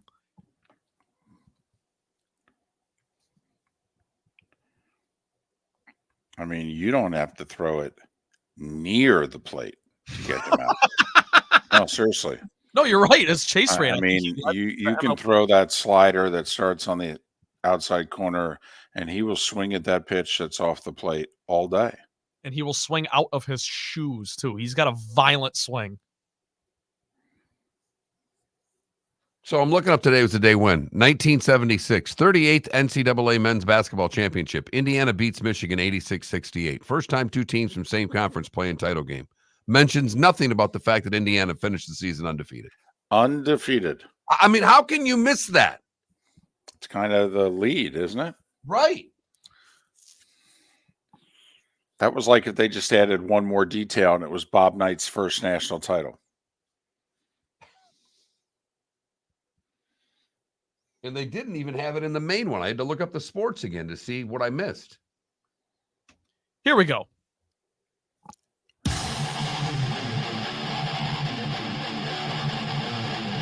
You're listening to Miller and Moulton, exclusively on the Florida Sports Network. 21 minutes past the hour. Bob Harig, in a little more than 15 minutes' time, he's written a new book. It's about Tiger Woods. We'll talk Tiger and golf with Bob Harig. The Masters is in less than 2 weeks, after all. Pat Kirwan at the top of the hour. Pat Kennedy in a little more than an hour. We'll look back on an upset night in college hoops. Our first 1 seed goes down. Alabama taking out North Carolina. That was after Clemson took out Arizona. So much for that 1 versus 2 region final out west. We'll do 4 versus 6 instead. And then Illinois is going to take their shot at UConn tomorrow because they knocked off Iowa State. And, well, UConn's still scoring buckets. Doesn't that mean we get a little more chalk tonight? Well, I mean, isn't the headline game Purdue? I know, I mean, to me it is. I know it's not, right? The Duke-Houston game's probably the headliner.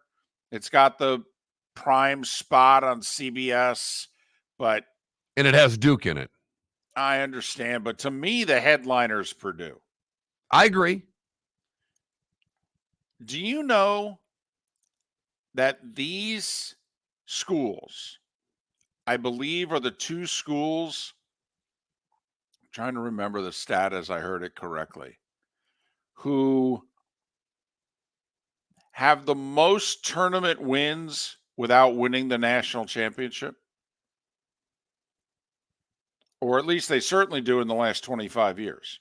But, I mean, think about it. I mean, yeah, these are the 2 programs that when you think about Blue Bloods. I mean, they're in the conversation, but they haven't won national titles. Well, they're not Blue Bloods. They're not Blue certainly Bloods. not. But I'm just But- saying, like But they're premier programs. they recruit at that level. They're constantly in the tournament. Gonzaga's the top 10 program in the country for a quarter century, and Purdue's probably a top 15 at worst. And they've gone to a lot of tournaments, and they've gotten to this point in the tournament a lot. And Zags, on the other hand, I mean, they've made 2 title games, or more than that, but 2 in the last, 10 years. That's it. Well, That's it. didn't they go in 06 or something? No, okay. No. So they've been to 2 title games under Mark Few. Purdue hasn't even made a Final Four. Correct. And I think these are the 2 winningest programs that have yet to cut down the nets, at least in the last 25 years, if not of all time. And here we go. They're playing each other. And the Zags have bigs. Mm-hmm. They have the size to play Purdue maybe as well as any team in the country from a standpoint of how to handle the big fella. And the Zags looked great last week, but so did Purdue. And not only did Purdue look great last week, they played with an edge. They gave interviews. The nice guys, Matt Painter, Zach Edey, nice guys, always accommodating. Answers were shorter last week. Shorter? They were abrupt. Yes. I mean, we're all here on business. Right. It's on to Cincinnati is basically Yeah. how Purdue acted last week. So here we go. To me, that's the game. I know probably nationally the game that'll get the rating will be Houston and Duke. But to me, the game is Purdue Gonzaga. The other game in the Midwest is intriguing as hell, although nobody cares. Creighton and Tennessee. That I think I'm glad you said that, because I think that's the best matchup of the night. I really do. I think that game has the most potential to maybe go to overtime or double OT and be a classic. Well, it's a 2 against a 3, kind of like Iowa State, Illinois last night. I mean, 1.5 point spread, a 3-point margin. I mean, But they'll score in this game, unlike Iowa They State should. and Illinois. they should. This game could have a UNC Bama feel to it from an offensive standpoint. The pace will be up there. But once again, another team and another coach. Mark Few finally got to a Final Four. Now he's yet to cut down the nets, but he's done everything else you can do with Gonzaga except cut down the nets. Rick Barnes is a lot like Matt Painter. This is about the spot in the tourney where Rick Barnes goes home, if he even gets to here. And now, once again, Rick is expected to get beyond here. And he and his teams routinely do not. And the SEC is heavily leaning on the Volunteers. Well, Bama, but, tonight at least, all eyes are on Tennessee. And this is the golden age of Creighton basketball. Went to an Elite 8 last year, and now here they are with a chance to go back. They're the highest seed they've ever been. They've never been a 3 seed in the tournament. And if Houston takes down Duke, it'll be Clemson from the ACC left. I know we got North Carolina State, and I'm not putting a lot. I think Marquette's going to get them tonight. I think the bubble bursts for the Wolfpack. Really? Yeah. Oh. I agree. I don't think the Wolfpack win, but they match up okay. I mean, Marquette doesn't have bigs. DJ Burns, they're going to throw it down there. Everyone knows his name now. I hope it's close. I do too. I want to see the big fella. I do too. But Shaka's got Marquette playing well. Getting the kid back was big for them. Shaka he's silenced some doubters, myself included. I mean, he's weathered the storm this year. This is the best Marquette team he's had, for sure. Okay, if they lose tonight, everything you just said is false. That's the problem with playing an 11 seed in the Sweet 16. You got to tough second round game. You got there. Okay, great. What happened? Yeah, but now you're really supposed to win again. You're playing in 11, for goodness sakes. Yeah, you're exactly right. I didn't even realize that as I was saying. I mean, that's the problem for Marquette. They have to win tonight. Absolutely. All the pressure's on them. Even though it's an ACC champion, they have to win tonight. It's house money for the Wolfpack. Biggest number on the boards, Marquette, 6.5-point favorite over NC State. Purdue's a 5.5-point favorite over the Zags. Houston, a 4.5-point favorite over Duke. And Tennessee is a 2.5-point favorite over Creighton. Iowa, LSU women don't play till tomorrow. The women's Sweet 16 gets underway today and tonight. It actually starts at 2:30 in the afternoon. For what it's worth, at 5 o'clock, it's Indiana, South Carolina. You know, South Carolina, that whole unbeaten thing. Yeah, 5 o'clock. If you need a little hoops going into your hoops. What we need is a play of the day. And we go to Trent Bally for that, for our Molly Maid play of the day. Trent, what do you have for us? There was a lot to choose from yesterday. Opening day, baby. I mean, everyone played except for a couple of teams because of David's favorite scheduling practice. But the Rangers got a win last night. I'm not talking about the hockey team, although they also won in overtime. The defending champs, the Texas Rangers, they're hosting the Cubs on opening day. It took 10 innings, but eventually Jonah Heim, the catcher, called it. Leo 1. Swinging a drive up the alley in right center field. Jonah Heim has walked off the Cubs. Jonah gets that chance, and he drills that pitch up the alley in right center. He's getting mobbed by his teammates out near second base. Jonah Heim with the game-winning run batted in. 1-0. You can't win them all if you don't win the first. And the defending champs are off to a hot start. Well, and that was a wild one, too, because there was a tipped ball in the 10th that allowed the Cubs to score a run. They didn't call it a foul ball. They called it a passed ball. And then they come from behind and end up winning the game. So a big win for Texas when they shouldn't even been in that position. And they win it 4-3. One of two games that went to extras yesterday on opening day. God, I'm so glad baseball's back. Molly Maid play of the day. There you have it. Molly Maid, 239-774-5839. That's 239-774-5839. Call Molly Maid today if you're looking for someone to clean your house, and make sure you tell them that Miller and Moulton sent you. We will switch gears and talk golf. Bob Harig joins the show. He wrote a new book on Tiger Woods. We'll talk to him about that next. Hello, friends and family of Southwest Florida. Are you looking to tap into the electric vehicle market? Well, look no further, because we here at Southwest Florida Golf Carts have just what you need. E-bikes, golf carts, LSVs, scooters, and more. Come down and talk with one of our experienced sales reps, have a soda and a smile, and you could be cruising the streets in your new EV today. Stop by the store or visit our website at flgolfcarts.com and enter for a chance to win $100 off your next purchase by answering John's monthly sports question. The law firm of Michael F. Hornung specializes in criminal defense, DUI, personal injury, nursing home claims, and auto accidents. I'm a former prosecutor with over 34 years of experience. The information I know is information you need to know. If you've been arrested for a DUI, time is of the essence to maintain your driving privileges. Call the law firm of Michael F. Hornung for a free consultation. At the law firm of Michael F. Hornung, we are committed to excellence in your representation. Being a local attorney with local knowledge is clutch to the success of your case. For over 30 years, we have successfully represented the citizens of Southwest Florida. For a free consultation, call 239-437-0095.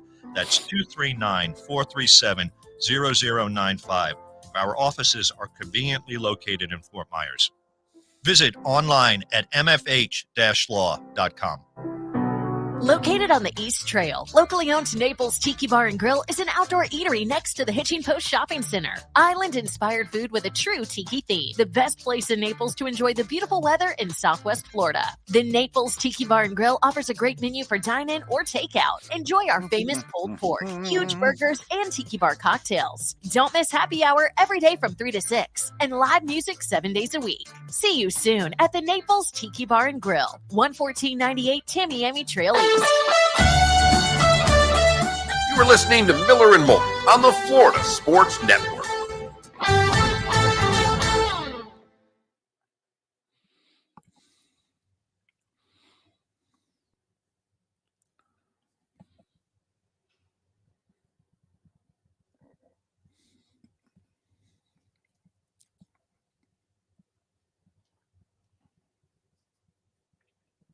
That's a terrible idea, Adam.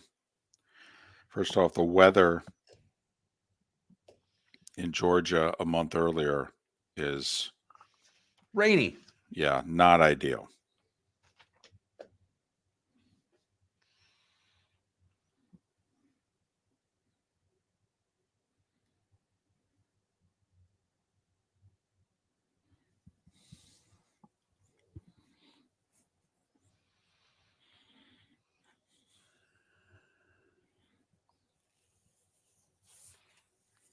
All right. Who was our 10th president? Without looking it up, go. It's his birthday today. And Tyler. Tyler. Look at you. I can name them all up until. Actually, I don't know. When I was growing up, my grandma gave us $10 if we could name all the presidents in order. And all the state capitals. I couldn't even have told you that he was a president. That's so impressive. John Tyler? Yeah, what the hell did he do? Not much. Thank you. Wasn't he the early 1840s? You got that right. 40 to 41 to 45. Way to go. Yeah, see, I don't even know Also, that. didn't he replace, he wasn't elected president. I think he was the VP and somebody died and he got the gig. Is he got the gig for the guy who got pneumonia on Inauguration Day? Harrison. Yeah, he was 9th.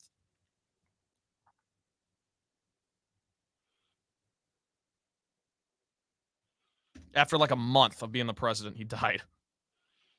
Yeah, the inauguration was outside. He caught pneumonia giving his speech. He died a month later.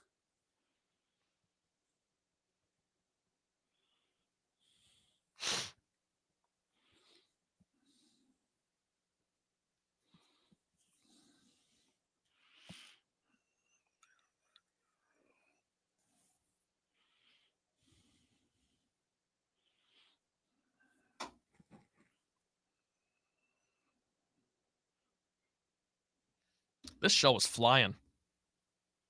Not like yesterday.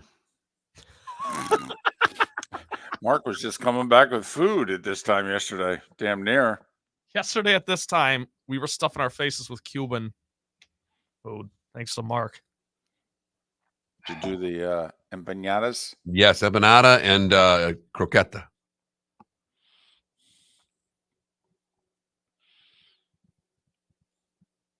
Felipe really would pour on the accent when we started talking. Oh, yeah. Food. Oh, he was doing that the other when we were playing pickup hoops. He's talking to these Hispanic dudes and he's got the accent going. I'm like, what? Where did this come from? Exactly.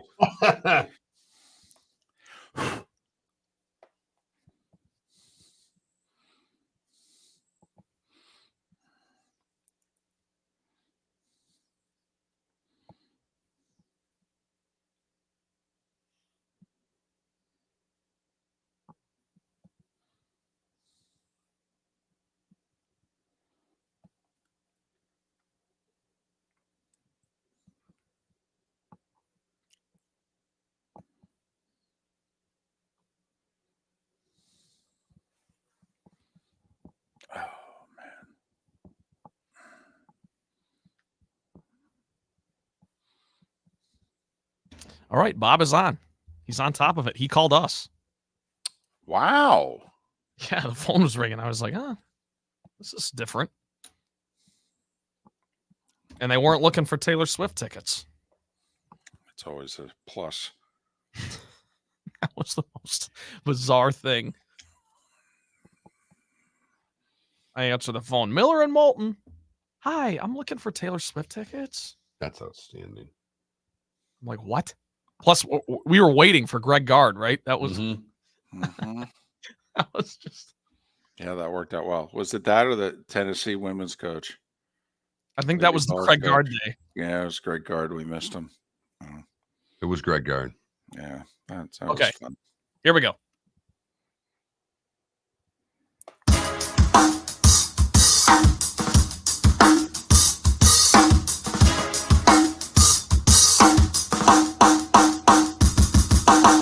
Welcome back to Miller and Moulton, only on the Florida Sports Network.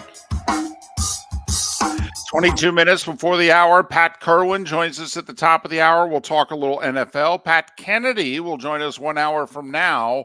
We'll talk the Sweet 16 with the longtime college basketball coach, but the longtime golf writer Bob Harig is kind enough to join us right now.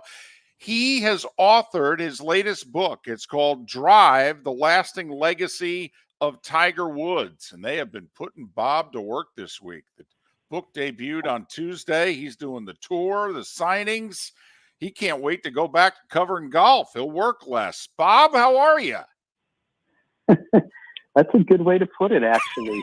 Yeah, I want to go back to work so I can get a break. I know. I've been talking to your PR guy, Jimmy Shapiro, all week. He's working you to the bone. I'm like, hey, take it easy on Bob. Listen. Yeah, Jimmy's great. He's been doing great, and I know I would have come with you guys anyway. So I appreciate you reaching out again. Listen, we've asked this of you before because it's not your first book. First off, what number book? And secondly, why did you write it? Yeah, this is the second book. And why did I write it? Well, ever since Tiger won the 2019 Masters, I kind of thought there was a story there, a backstory to that victory because it was such a, I just sort of felt that it might have been his greatest win, given all that went on and just the back issues and how dire his situation was. And as I dove into that and, tried to get to where he was with that spinal fusion surgery and just how bad things were, I started to realize that, that's kind of the story of Tiger's career. It's not just his immense talent and skill, which is incredible. Obviously, you don't win at the level he has done without being incredibly gifted and talented. But you probably also don't win at that level if you don't have a little bit something else inside. Because a lot of people have skills, and you hear those stories that they waste it. They don't put in the extra effort, they don't put in the work. And I've sort of gone back here and recounted all of the examples throughout his career where, Tiger's drive, frankly, the title of the book is one of the reasons that he pushed through. He just has his mind works differently than most of us, and things that we would rationalize or, maybe not attempt or give up on, he just never did. Bob, was there something that you learned about Tiger in doing this book that you didn't know? Well, I think I certainly learned that the back surgery that he endured and getting to that point was way, way, way more involved than I had ever dreamed, and that we knew. There was way more going on. I mean, Tiger was really, really in bad shape around 2017 time frame when he and his people decided to do something drastic. Sort of a Hail Mary, which was the spinal fusion. Now, it wasn't a Hail Mary necessarily in life. The spinal fusions are pretty common, actually, I found out. But like you and I, if we were to have one, we aren't trying to swing a golf club 100, 200 miles an hour. We're not trying to hit a golf ball 300 yards. We're just looking for quality of life, which is actually what he was doing. And he, there was no guarantees that he was going to come back from that. And yet, less than a year later, he nearly contended and won. He contended and nearly won a golf tournament. And then of course, the following year he won another major championship, his 15th and his 5th Masters, and it just sort of captured his essence, I thought. Also, how he did it. Okay, do you get into that in the book? Just the back nine on Sunday, in which from the neck up, he was so much better than a lot of really good players. I mean, the guys, we're going to look back at that leaderboard, and that win, I think, is only going to get better over time, Bob. The guys who finished 1 and 2 shots back, and yet mentally he dominated them. Absolutely. I mean, there's some similarities to Jack's 86 win. Jack was not expected to win at that point. He was 46. The guys he beat, Norman, Kite, Seve, Tom Watson, Nick Price, a who's who list. Tiger beat Xander, Brooks, DJ, Webb Simpson was up there. Bubba Watson was up there. Tony Finau was in the final group with him.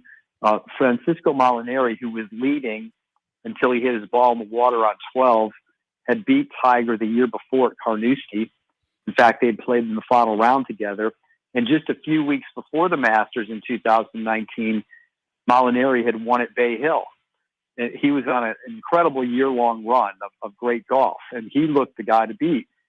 And Tiger, of course, was not the Tiger that had won the 14 previous majors. He was obviously diminished physically. While he had enormous respect amongst his peers, I don't think they feared him. Tiger was vulnerable. People watched enough of his stray drives and difficulty with his physical issues that they knew that Tiger was beatable. And for the first time ever, he came from behind during the final round. So after trailing after 54 holes. So in many ways, I mean, this is, to me, there were so many great victories along the way, but the other ones, most of them, we knew that Tiger was the big deal. He was the guy. We started to expect him to win those tournaments. Nobody expected him to win this one. Bob Harig, he has authored Drive, The Lasting Legacy of Tiger Woods. It came out on Tuesday. You can get it at, the places where you go and you get your books, and we'll have Bob tell you exactly where at the end of this interview. Follow Bob on X at Bob Harig, Harig. You mentioned he was diminished physically, but how diminished was he in that tournament? How bad, how health-wise was he to be able to pull off what he did? Because that's, I think, something that I don't think we'll ever fully comprehend, Bob. Well, I mean, for all of his struggles at that point, and in 2018, he might have never been better in terms of where he was physically. In other words, he I think we're finding out he had a window. Since that Masters, he's had another microdiscectomy. That gets lost because it occurred around Christmas time of 2020. And then, of course, 2 months later, he had the car crash. But at the time of the car crash, we were not sure if he was going to play in the Masters because he was having those back issues again. The microdiscectomy is done on the disc of the spine, and he had the spine fused at the lowest level. So the fact that he had another one meant that there were issues creeping up the back. And I think he still faces that today. But at that time, he was relatively good, all things considered. I mean, Tiger has and had a fairly intense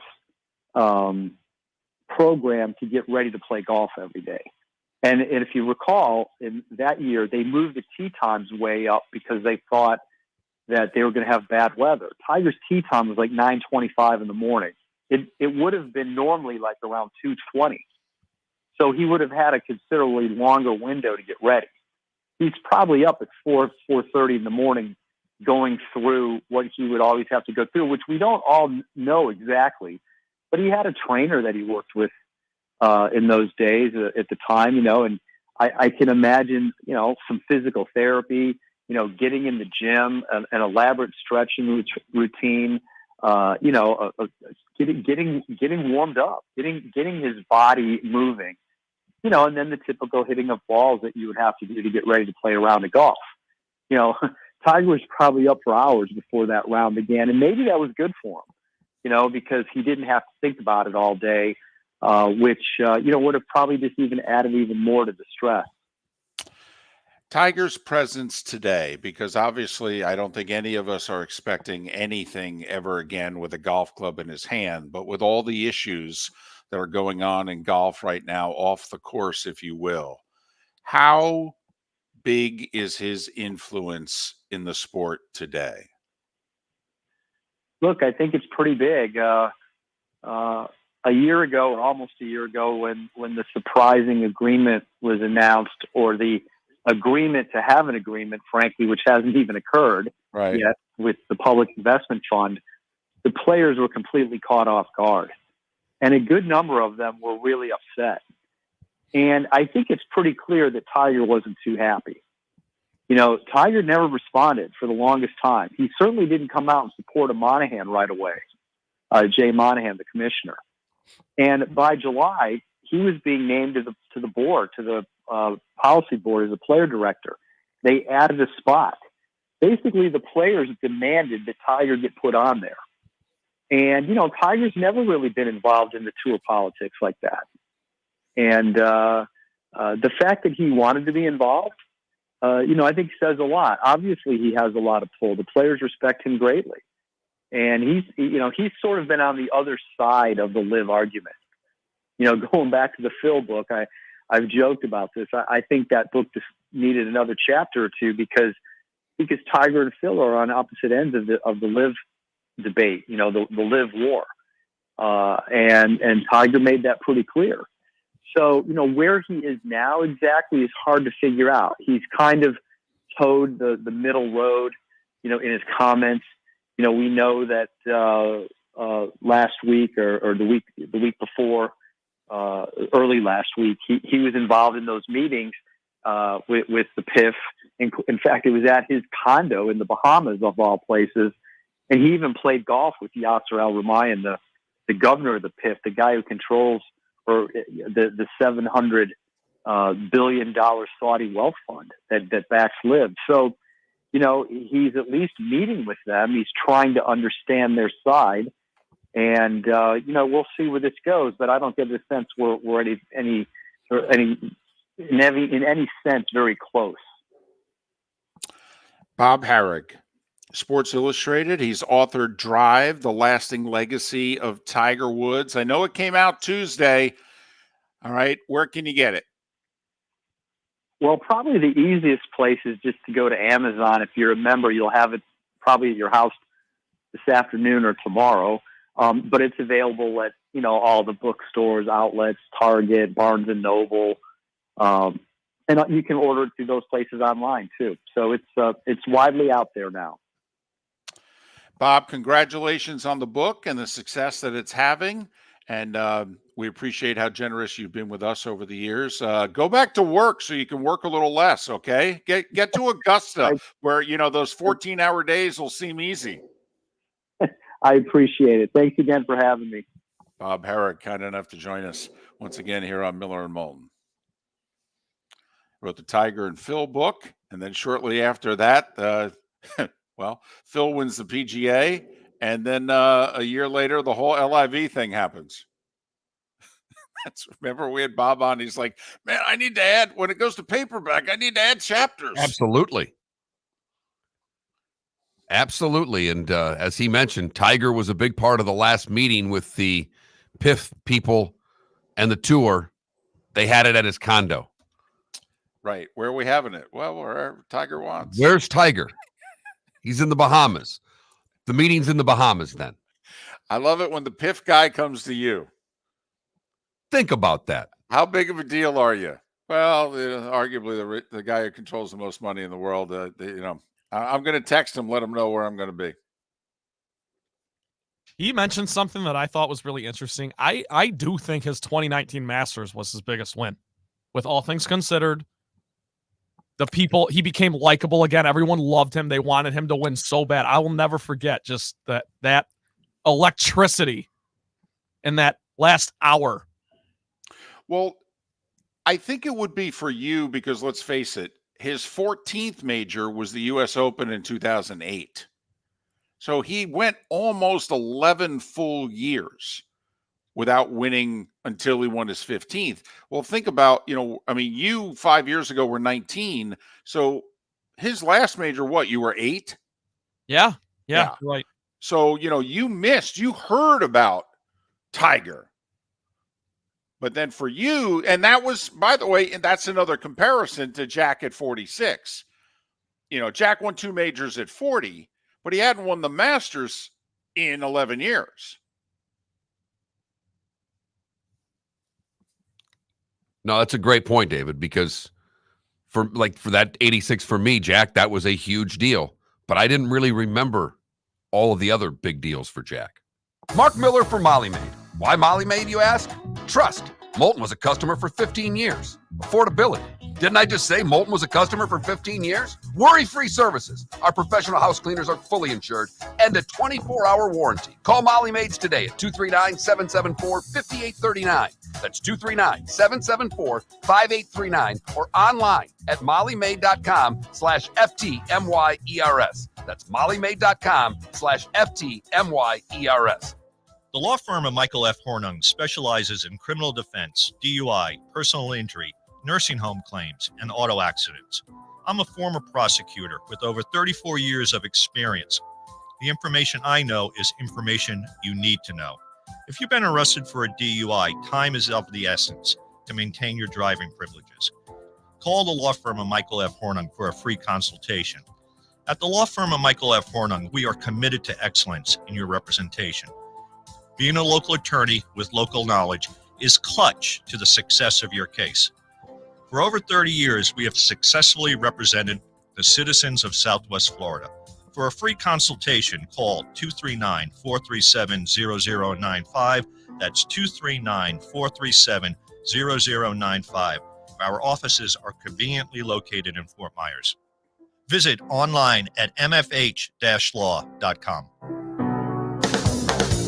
Visit Jason and Todd at the Diamond District. 20 years ago, Jason and I had the idea for a jewelry store like no other, with a vast selection of certified diamonds priced 8 to 12% over cost. A team of individuals who are educated, driven, and believe in cultivating relationships. Today, we have become one of the largest independent jewelry stores in the country. Todd and I love what we do and are in the store nearly every day, along with our GIA gemologists, master jewelers, custom designers, and non-commissioned diamond consultants, all of which we consider family. As direct diamond importers, we travel the world, forging relationships and sourcing diamonds. What we love most about our business is that we can call Southwest Florida our home. If selection, value, and comfort are important to you, give the Diamond District an opportunity. You won't find a better diamond buying experience. Todd and I look forward to shaking your hand and welcoming you to our Diamond District family. At the Diamond District. Hello, friends and family of Southwest Florida. Are you looking to tap into the electric vehicle market?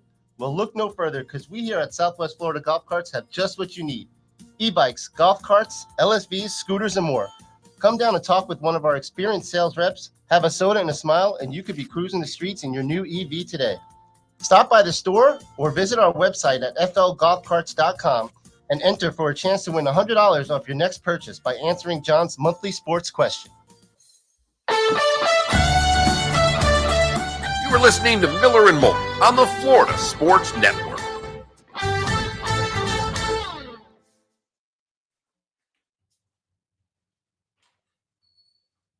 Pat's not in the on deck circle?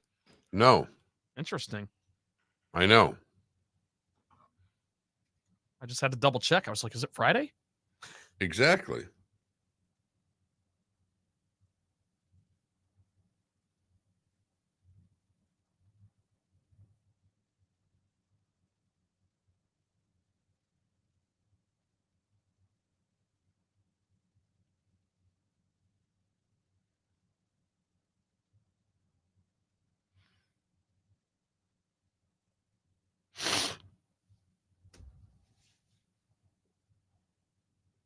I sent it to him.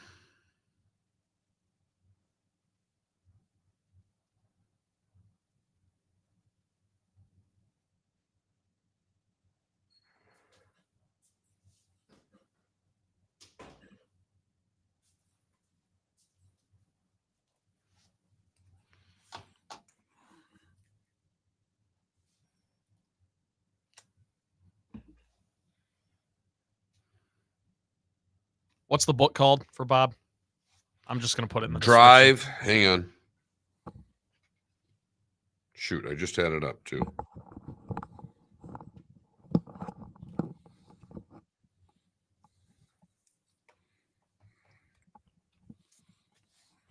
Drive, all capital letters, colon, the lasting legacy of Tiger Woods. Thank you.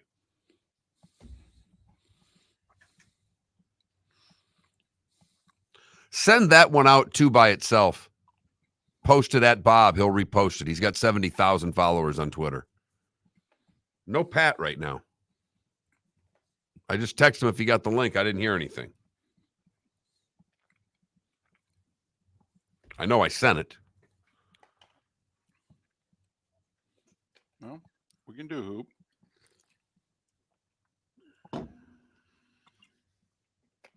We can do.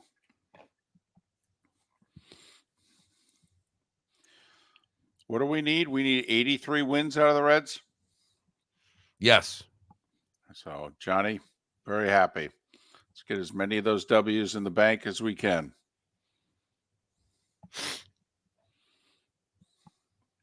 I remember Jack's wins in those years, Sonny, but not the way I remember 86, if you know what I mean. 80 was big. You know, the country was in a depressed state. The U.S. auto industry was in really tough times. And then, you know, yeah, we had the 80 hockey team, but Jack at Baltusrol in 80 that got a lot of attention. Plus, he had the worst year of his career in 79. It was awful. And so he turned 40 and he was done. But I mean, I'm 10, 11. So, I mean, I'm wondering if I remember that as much from highlights or from the actual tournament, if you know what I mean. I remember it vividly.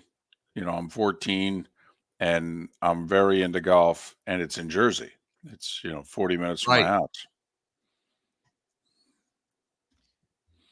Didn't have time to get to it, but like I just wanted to, like, when I was a kid, I thought of Tiger Woods because of the bad stuff. You know what I mean? Like, I was 10 years old when he was going through all that. Oh yeah, right. You were 9 when he backed out of his driveway. Right. So like that's what I thought of with Tiger Woods. So 2019 was huge. Here we go. Sorry.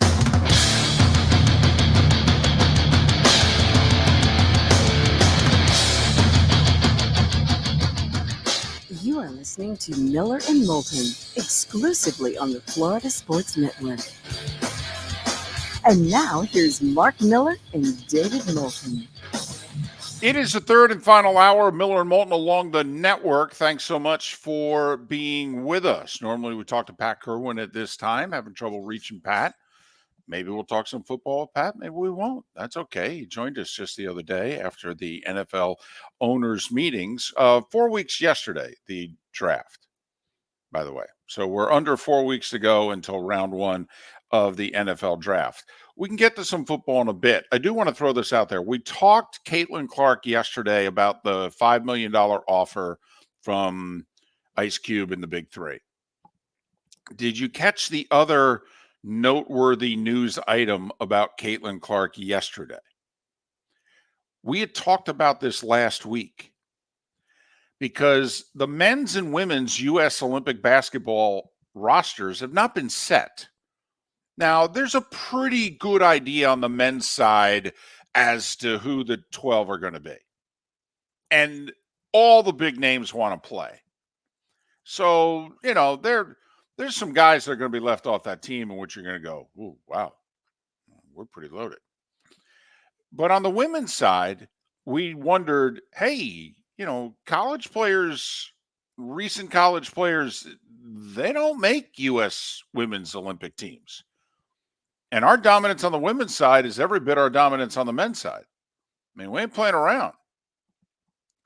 Caitlin Clark got invited to U.S. Olympic training camp yesterday.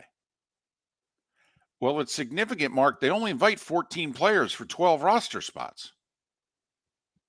There's really good chance if you leave camp healthy, you're going to be on the team. So Lisa Leslie was interviewed yesterday. Obviously, one of the 10 greatest players in women's basketball history. And the person doing the interview could not fully get the question out of their mouth. And the question was, should Caitlin Clark be, and Lisa Leslie went, absolutely. It'd be absurd not to have her on the team. And just goes off about, first off, she's a good enough player, the dimension she brings. Okay. Never mind all the other stuff. So you got that noise you hear in the background is NBC doing celebratory cartwheels in and around Manhattan. Now, I think, first off, I was thrilled to hear that for Caitlin Clark and going forward, because like Cheryl Swoops and there have been some others who haven't been as praiseworthy about Caitlin Clark. But also, here's the funny thing, Mark. Training camp's next week. Right. What's going on next week? Well, on the women's side, I mean, it could be for Caitlin Clark in Iowa another Final Four. Right. I mean, not assured of it, obviously. Nope. Got to beat a good Colorado team tomorrow. And Iowa hasn't looked that good in the tournament, quite frankly. No, they've looked vulnerable. I mean, yeah, right. Of all the 1 seeds, they've looked the worst on the women's side. And then they got to play the winner of UCLA, LSU. So just to get to the Final Four is going to be hard. But if they do get to the Final Four, she can't go to training camp.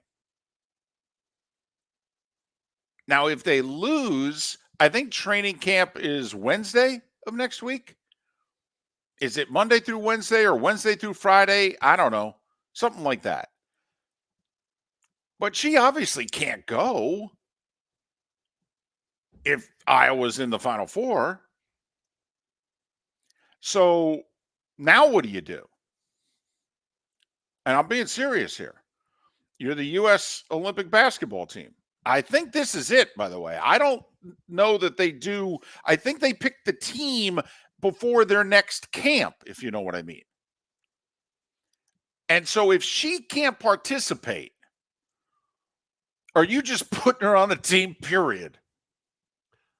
David, as much as I want her to be on the team, I don't know how you could just put her on the team if 13 girls show up for tryouts for 12 spots. She was the 14th lady.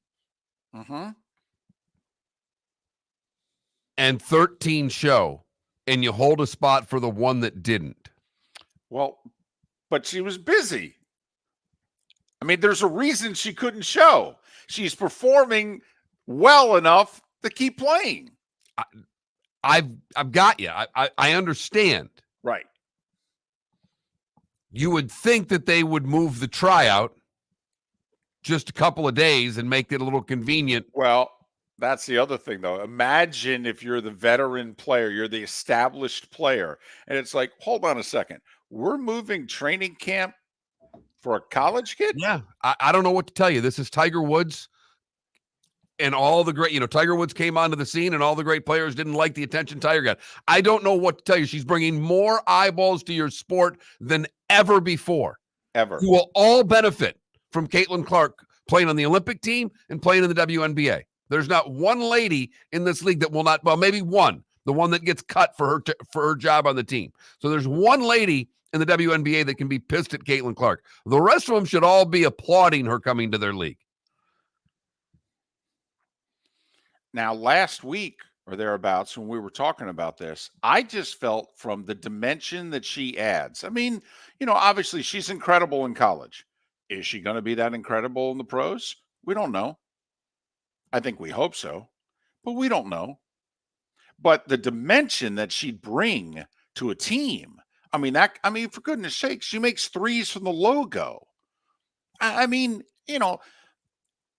That you save, that's like, you put your roster together. Sometimes the last spot in the NFL goes to a really good special teamer. In hockey, it may go to, the most versatile player that you have who can actually play forward and could be a seventh defenseman for a few shifts if you need. In baseball, it's the utility guy who can play middle infield and a couple corner outfield spots.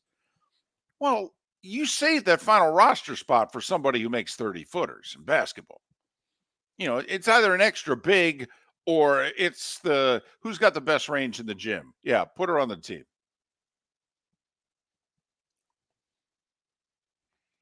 So I think she should be on the team, period. But this is interesting. They invited her, which is, I don't know if that's happened before, Mark. I mean, we'd have to go back. I don't know if Tarazi got invited. I don't know if Sue Bird got invited coming out of UConn. I really don't. I don't know if any of the, Holtzclaw, I don't know if they got invited. I don't know if their final years of college, timed up with an Olympic year or what have you. But her getting invited was news. And now she may not be able to attend. If they win 2 more games, she can't physically attend. Do you put her on the team if she literally never even does a workout? How can you? I'm serious, David. For everybody that tries out for all the Olympians that are trying to reach the pinnacle of their sport, every Olympian has to try out, has to go through Olympic trials and qualifications to participate in the Olympics, and we are going to make the exception for one athlete. And we know this, whether it's gymnastics, whether it's figure skating or what have you, there is discretion as to particularly the final spot on the team. Because there are times, Mark, where gymnasts and figure skaters have been injured and can't participate in the world championships or the U.S. trials, but they will be healthy enough come the Olympics. And so therefore they save a spot on the team for them if they can prove that they're healthy enough to play and participate in the Olympics. And I'm just wondering, for the on-the-court dimension that she would bring, her shooting range, at the very least, besides her point guard skills and what have you, just her shooting range alone. And then there's all the other added benefits. Because if you're involved in U.S. women's Olympic basketball, you're a big fan of the sport, correct? I mean, that goes without saying. So putting her in the Olympics, I mean, you think she's a big audience now. I mean, Mark, you're stuck watching 14, 17 nights of it next to your wife. I mean, primetime Olympic viewerships between 15 and 25 million, depending on the sport. I mean, we don't normally get women's basketball in prime time. With Caitlin Clark, we might. No, we will. I would argue that we will. That becomes another story in the Olympics if she's there. Now, think about what that does for women's basketball. Even the tremendous ratings that Caitlin Clark is bringing this year. 3 million, 4 million, 5 million, 6 million, 7 million. That ain't Olympic viewership. That's 1/3 to 1/4 of Olympic viewership, depending on the night. I mean, could you imagine a primetime night on NBC? Women's basketball with Caitlin Clark and women's gymnastics. That's 25 million viewers. Women's basketball's never had exposure like that before. Never. Well, and credit to you guys. Miller and Moulton have been on this all season. Caitlin Clark is the magic and bird of women's hoops. She is. The proof's in the pudding. It's in the ratings. You see it. And if she's able to do that on the world stage, that's huge for the sport. Now, granted, she won't start, and she may only play like 12 minutes a game. But she'll hit a couple threes, and, and the U.S. is going to win. We like it when we win. We're into gold medals. And all those Iowa fans that bought 22 jerseys can buy USA Basketball 22 jerseys now. And think about what that does for the WNBA. Also, I mean, Mark, if I were the WNBA, I would be petitioning for her to get a spot. I would. As much as I don't think it's fair if she doesn't try out and gets one, the WNBA, not just NBC, the WNBA is like, yeah, we need her on the team. Mark, you used a very nice word. You said petition. I'd be willing to write a check to put her on the team. How do we hide this check? Do they take cash in a suitcase? Well, where are they going to get the money? They got to wait. She's got to get in the From league the first. NBA. From the NBA, who's bankrolling the league. And would like to quit bankrolling the league, and they No think they kidding. could quit bankrolling the league on one player. I mean, we've never had a team women's athlete quite like Caitlin Clark before that's moved the needle like this. No. Miller and Moulton. Thanks for listening. Visit Jason and Todd at the Diamond District. 20 years ago, Jason and I had the idea for a jewelry store like no other, with a vast selection of certified diamonds priced 8 to 12% over cost. A team of individuals who are educated, driven, and believe in cultivating relationships. Today, we have become one of the largest independent jewelry stores in the country. Todd and I love what we do and are in the store nearly every day, along with our GIA gemologists, master jewelers, custom designers, and non-commissioned diamond consultants, all of which we consider family. As direct diamond importers, we travel the world, forging relationships and sourcing diamonds.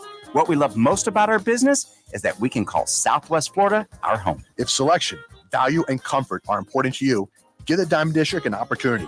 You won't find a better diamond buying experience. Todd and I look forward to shaking your hand and welcoming you to our Diamond District family. At the Diamond District. Mark Miller for Molly Maid. Why Molly Maid, you ask? Trust. Moulton was a customer for 15 years. Affordability. Didn't I just say Moulton was a customer for 15 years? Worry-free services. Our professional house cleaners are fully insured and a 24-hour warranty. Call Molly Maids today at 239-774-5839. That's 239-774-5839 or online at mollymaid.com/FTMYERS. That's mollymaid.com/FTMYERS. Hello, friends and family of Southwest Florida. Are you looking to tap into the electric vehicle market? Well, look no further because we here at Southwest Florida Golf Carts have just what you need. E-bikes, golf carts, LSVs, scooters, and more. Come down and talk with one of our experienced sales reps, have a soda and a smile, and you could be cruising the streets in your new EV today. Stop by the store or visit our website at flgolfcarts.com and enter for a chance to win $100 off your next purchase by answering John's monthly sports question. You were listening to Miller and Moulton on the Florida Sports Network.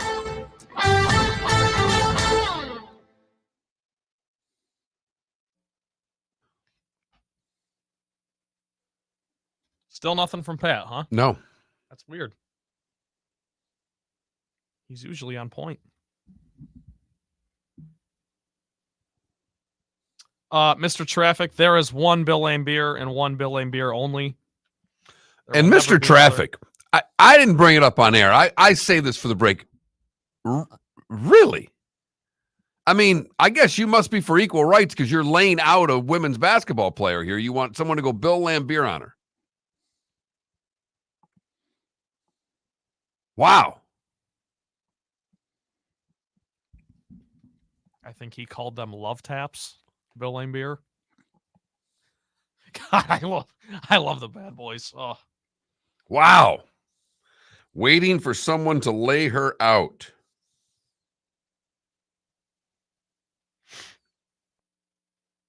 Also, yes, DC Ledecky, Katie Ledecky, she's swimming for the U.S. this summer, and But she is must watch. There's actually a hotshot swimmer who's beaten her a couple times this year.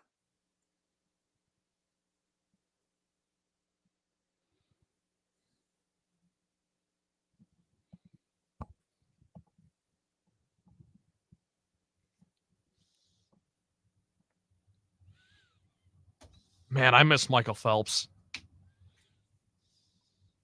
Well, you're a swimmer, so Right, but I mean, he's the one that made me like he was awesome. God, I loved watching him. Then when he came back in Rio in 2016 after he was, supposedly done, that was awesome. Won a couple more golds. Why not? just to pass the time. Yeah, I'll come back. Trent, you need to get with a group of people and go out and swim in the Gulf after the show. Go out and do like a mile swim out in the Gulf. I would love that. That'd be really cool. Yeah. There's just in there are sharks. Okay. Personally, I would, try a pool, but that's me. Well, yeah, I'm a member at the FGCU Aquatic Center. Are you? Yeah. Swim a couple times a week. Yeah, that's technically it was a public pool and they made a deal with Lee County. So yeah, that's a public pool. Yeah, they take my money. So you go swim a couple times a week? Yep. Good for you. It's my cardio.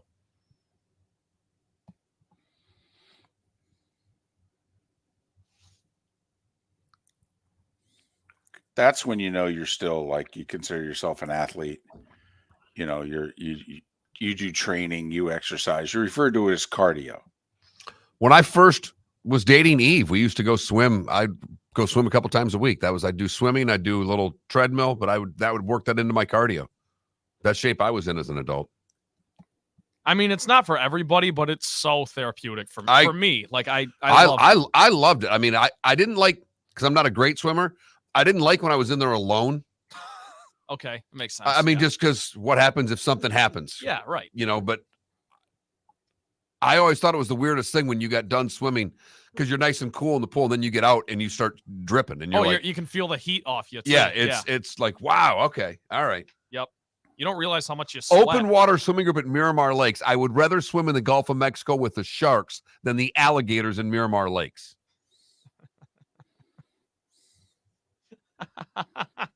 Yeah, I'm taking the sharks on over the gators all day. Absolutely. The sharks don't death roll.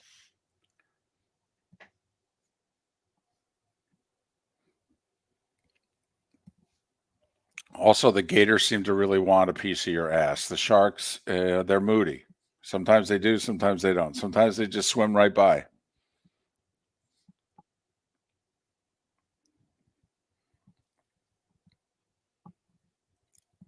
All right, the Bob Harig interview is posted by itself. Just sent a post out on X. Did you include his Twitter handle? Yeah, I tagged him. Awesome. I just saw that he was reposting a lot of those, so I figured we might as well put it out that way. Hope Pat's okay. I'm sure he's fine. He's busy. You guys got to take this opportunity to dish it back to him for not. Oh.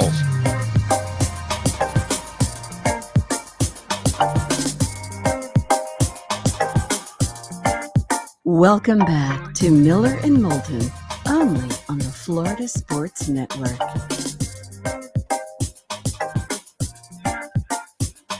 It's 21 minutes past the hour. Thanks so much for being with us. Final hour of the week along the network of Miller and Moulton, millerandmoulton.com, Miller_Moulton on X. The Diamond District bonus hour is 40 minutes away. Pat Kennedy to talk some college hoops coming up in a little more than 15 minutes time. A little way off topic, just something I noticed here in the studio, because this is not the cleanest place. This just in. I've never seen this because this studio's cold. Right. There's a spider web attached to my microphone in the studio. I just looked up because we had a TV, and between me and the television is a spider dangling from the mic stand. Wow. Not big enough to be a Boris the spider. Gotcha. Maybe Benny, but it's not a Boris. But we have spiders in the studio. That's a new one for me. Well, it's better than snakes on a plane. That's very true. What an awful That's very movie. true. What an awful movie. My goodness. The whole premise of it's an awful movie. Yes. And sometimes when they send you the script, and I understand at the top of the script is how much money you're going to make for the movie, but there are times in which you wonder, you go, really? What is Snakes on a Plane? Oh, it's a movie, and a hideous one. I have never heard of this. I got to seriously never heard of Snakes on a Plane. Oh yeah. What's it? 15 years old, maybe? Well, so is that the whole premise? There's snakes. Snakes on a plane. I was going to say it's not a very complicated plot. Samuel L. Jackson. Right. And it was when he was just cooking and he could make any movie he wanted to. And he made Snakes on a Plane, and it's horrendous. The best Samuel L. Jackson story is when he was on Star Wars and convinced George Lucas to give him a purple lightsaber. Because it was just red, blue, and green. And he was like, I want purple. And George Lucas was like, all right, you're Samuel L. Jackson. By the way, the premise of the movie is an FBI agent boards a flight from Hawaii to Los Angeles, escorting a witness to a trial. An onboard assassin releases a crate of deadly serpents in an attempt to kill the witness. That sounds horrible. The FBI agent and a host of frightened passengers and crew must band together to survive the slithery threat. Well, I wanted to watch the Sweet 16 tonight, but guess I'm watching Snakes on a Plane. So, yes, it's as bad. In fact, it's worse than it sounds. You've seen it? I watched probably I watched the first half of it. On a plane by chance? I mean, No. 'cause I don't know. You don't watch movies that often. I just thought maybe in your flights, one of the Delta flights had snakes on a plane. Said, you know what? I'll try this today. No. And you know me, I'm not crazy about the whole premise of snakes. So, no, I watched it in the cozy confines of the house. Did you get creeped out watching it? No, because it was first off, the snakes are so fake. And it was absurd. No, I mean, sometimes you'll like actors or actresses and you'll watch anything that they're in.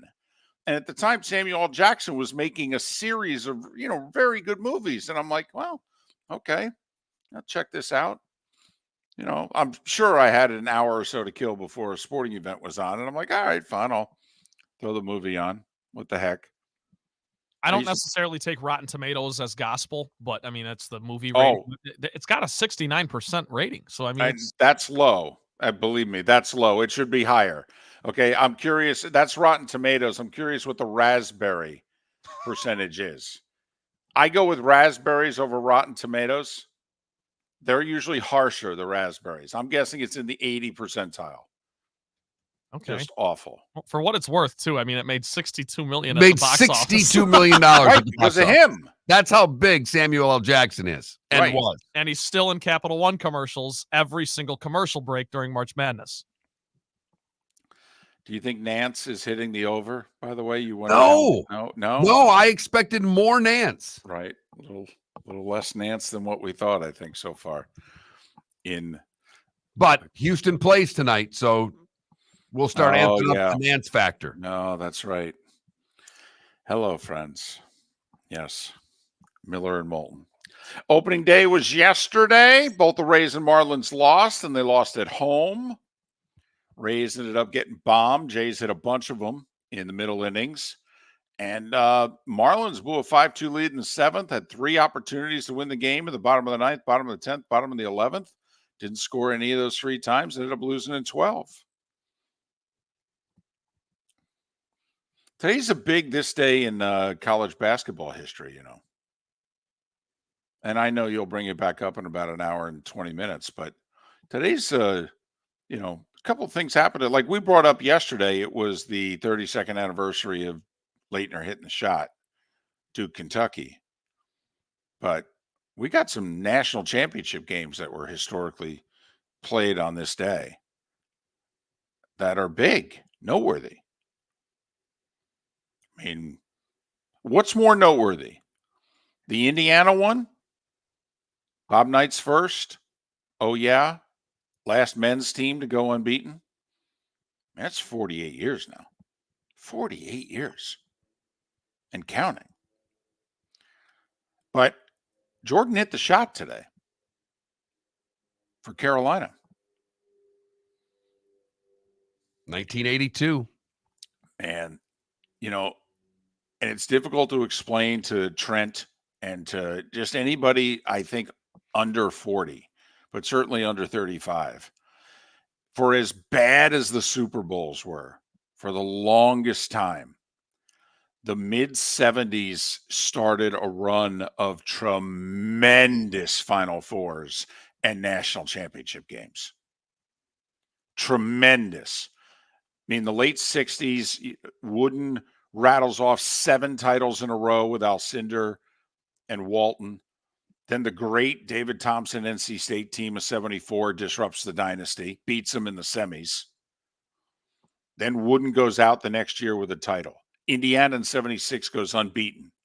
Al McGuire goes out, winning it with Marquette in 77. And then beginning with Magic and Larry in 79, which was not a great game at all. No, Michigan State kind of kept them at arm's length the whole game. The majority of the game. Yeah, they were up, 9-15 seemingly the whole game. By the way, that game was played in Idaho, wasn't it? No. Utah? Albuquerque, New Mexico, wasn't it? No. I thought it was. You're right. No, 83. That's the Pit? NC State Houston was at the Pit. Okay. Because, it also shows the great, you can tell by the venues how quickly the Final Four and college basketball was growing. Because I really believe that in 79, Michigan State and Indiana State was unbeaten playing for the title, by the way. It was played in Salt Lake. Okay. In Utah, at the University of Utah Special Event Center. Well, yeah, I don't know if they could fit more than like 10, 11,000 in that place. It was not a huge arena. Still the highest rated college basketball game ever, by the way, Magic and Larry 79. And then really the 80s, the games were great. Not only were the games great, David, but players stayed. Yep. So you looked forward to the next tournament and what whoever was going to do again. We got all these Ewing got all the cracks at it. 80 was Denny Crum in Louisville finally breaking through. 81, Bobby Knight does it again, beating Dean Smith in Carolina. Dean's yet to win. And then 42 years ago tonight, Michael hits the shot for Dean Smith in Carolina. But you're right, it was the first of, Ewing played 4 years. He was in 3 championship games. They should have beat Villanova. Was that 85? Yeah, his last game. By far the better team. Ewing was interviewed just the other day about it. And he was simply asked, did you think there was any chance you would lose? He goes, no, none. Pat Kennedy, Talk More Hoops next. Located on the East Trail, locally owned Naples Tiki Bar and Grill is an outdoor eatery next to the Hitching Post Shopping Center. Island-inspired food with a true tiki theme. The best place in Naples to enjoy the beautiful weather in Southwest Florida. The Naples Tiki Bar and Grill offers a great menu for dine-in or takeout. Enjoy our famous pulled pork, huge burgers, and tiki bar cocktails. Don't miss happy hour every day from 3 to 6 and live music 7 days a week. See you soon at the Naples Tiki Bar and Grill, 11498 Tamiami Trail East. The law firm of Michael F. Hornung specializes in criminal defense, DUI, personal injury, nursing home claims, and auto accidents. I'm a former prosecutor with over 34 years of experience. The information I know is information you need to know. If you've been arrested for a DUI, time is of the essence to maintain your driving privileges. Call the law firm of Michael F. Hornung for a free consultation. At the law firm of Michael F. Hornung, we are committed to excellence in your representation. Being a local attorney with local knowledge is clutch to the success of your case. For over 30 years, we have successfully represented the citizens of Southwest Florida.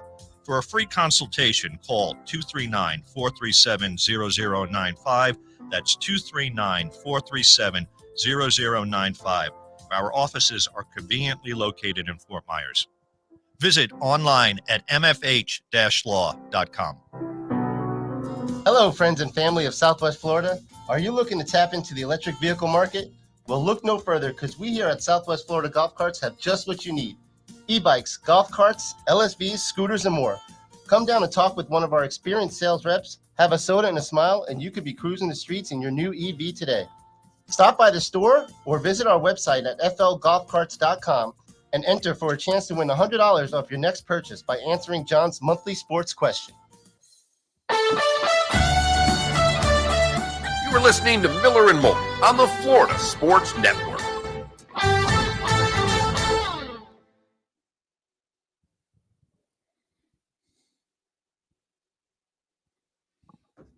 Pat was being a grandpa. He just texted, sorry, was watching the grandkids. Could use it too late. And I'm like, yep, we got an 8:38 guest.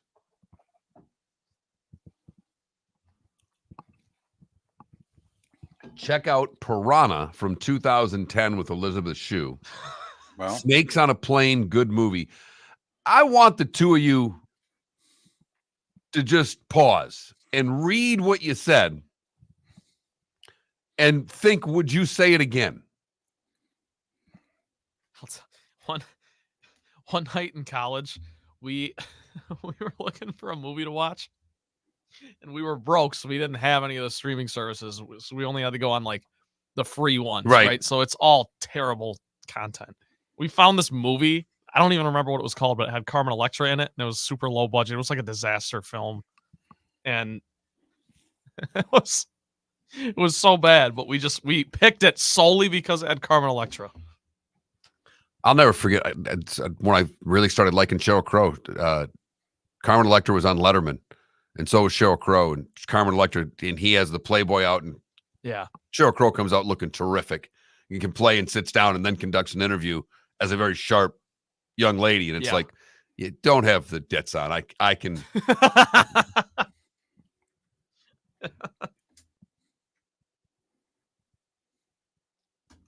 Dennis Rodman pulling Carmen Electra.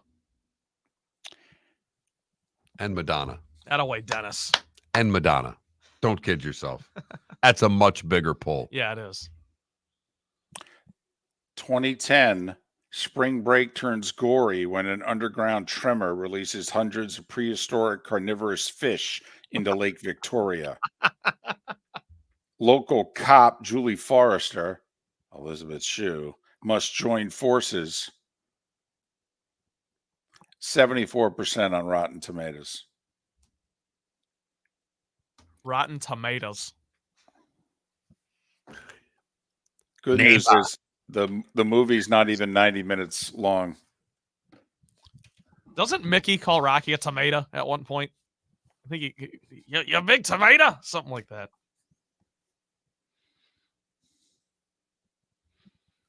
Someone in the Twitch chat room has to know what I'm talking about.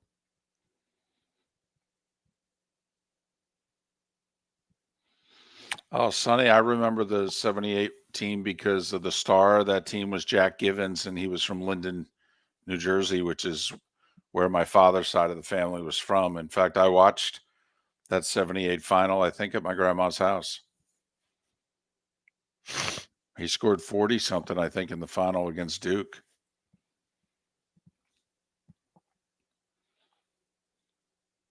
But, 82. First off, the 81 final also was the night Reagan was shot. Then 82, Michael hits the shot against Georgetown. 83 was NC State and Valvano. 84 was Ewing Elijahwan in the final, which was a lot like Magic and Larry. Georgetown kind of had Houston at arm's length in that game, beat them by 11, and had them. Houston went to back-to-back? They didn't win, but Houston went to 3 straight Final Fours. The 82 team lost in the semis to North Carolina. Who was the guy on that team who disappeared? Rob Anderson, I think. Okay. He was the star of the 82 team. Anderson or Williams, was the star of the 82 team. And then in 83 and 84, they go to the title game and lose both. But they went to 3 straight Final Fours. And Jim, you are correct. He called him a tomato can.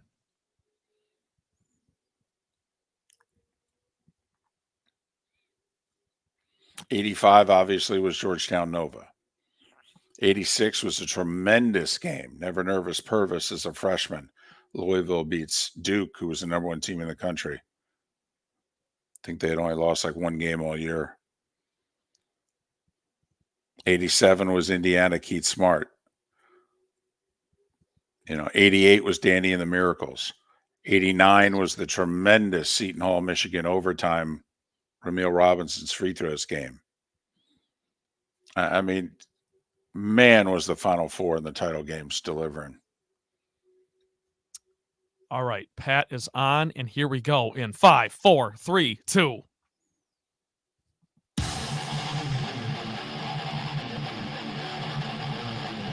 You're listening to Miller and Moulton, exclusively on the Florida Sports Network.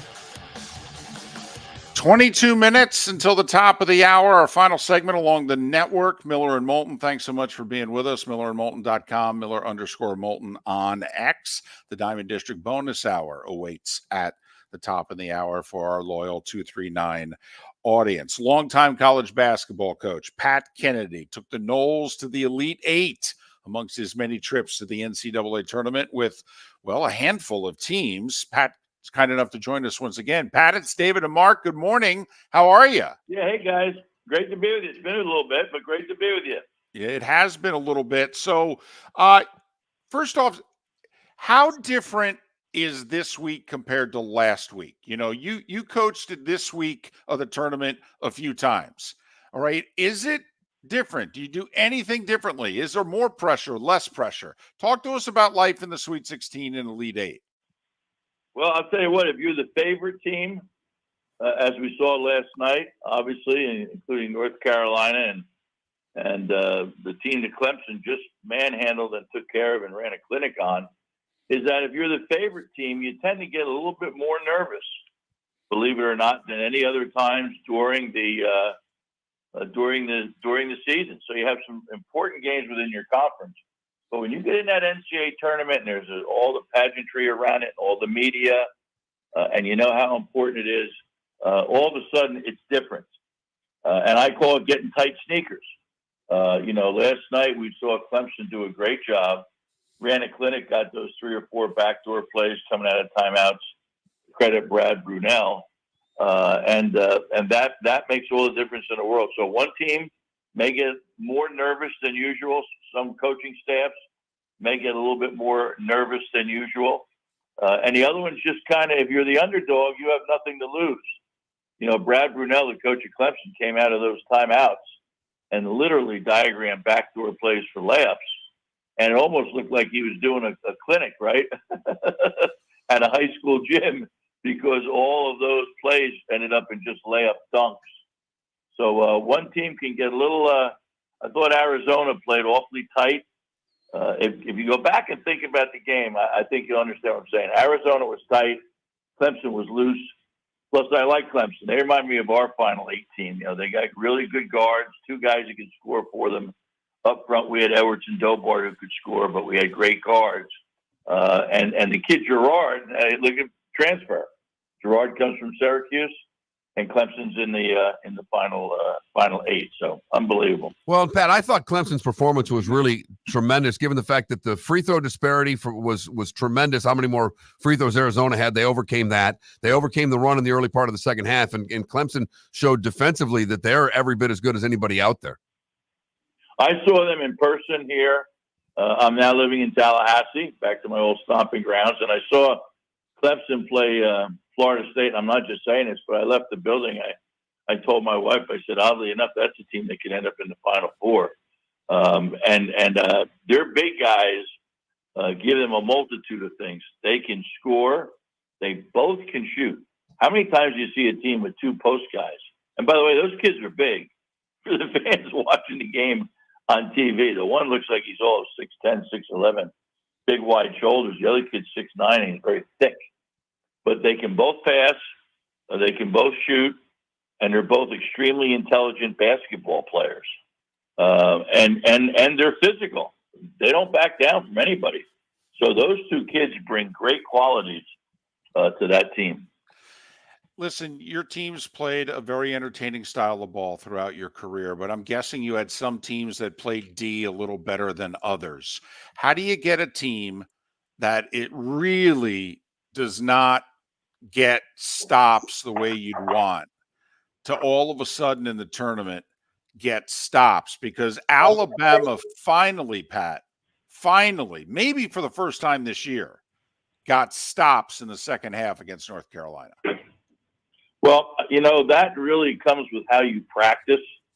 We used to do a thing called the stop drill, where if the team did not get stops, they got penalized. If the team did get stops, they got rewarded. And you've got to almost go back to when you had those intense practices and you explain to your guys, you guys want to win? You want to go to the next round? You're going to have to dig down and play defense like you've never played it before.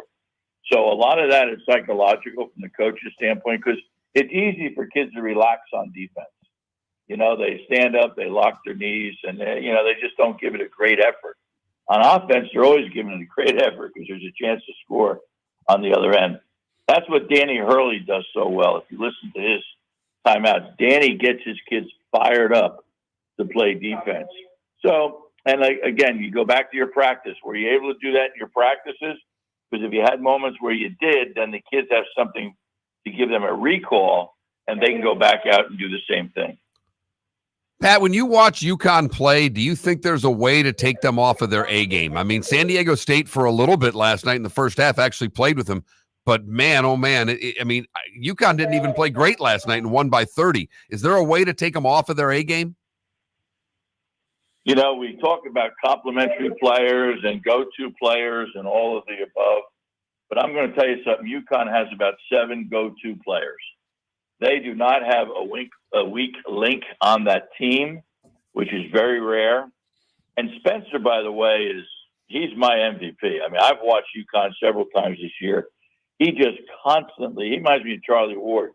He just constantly makes plays that are totally on instinct. And he rarely ever makes a mistake. And Danny knows that. When Danny needs something to happen, if you watch who he calls over to the sidelines, it's Mr. Spencer. So, no, I tell you, it's going to have to be. You know, people ask me, well, how can somebody beat somebody else? It comes down to one thing, making shots or not making shots. Could UConn lose? Yeah, if they had a night where they shot 27% from the floor, that game they can lose, especially in the NCAA tournament once you get down to the round of 16 and 8 and 4. So it's going to be an extreme. It's almost like you got to go back to the Villanova beating Georgetown game or the NC State beating Houston game. It's going to have to be something rare that happens that creates a situation where UConn could be beat.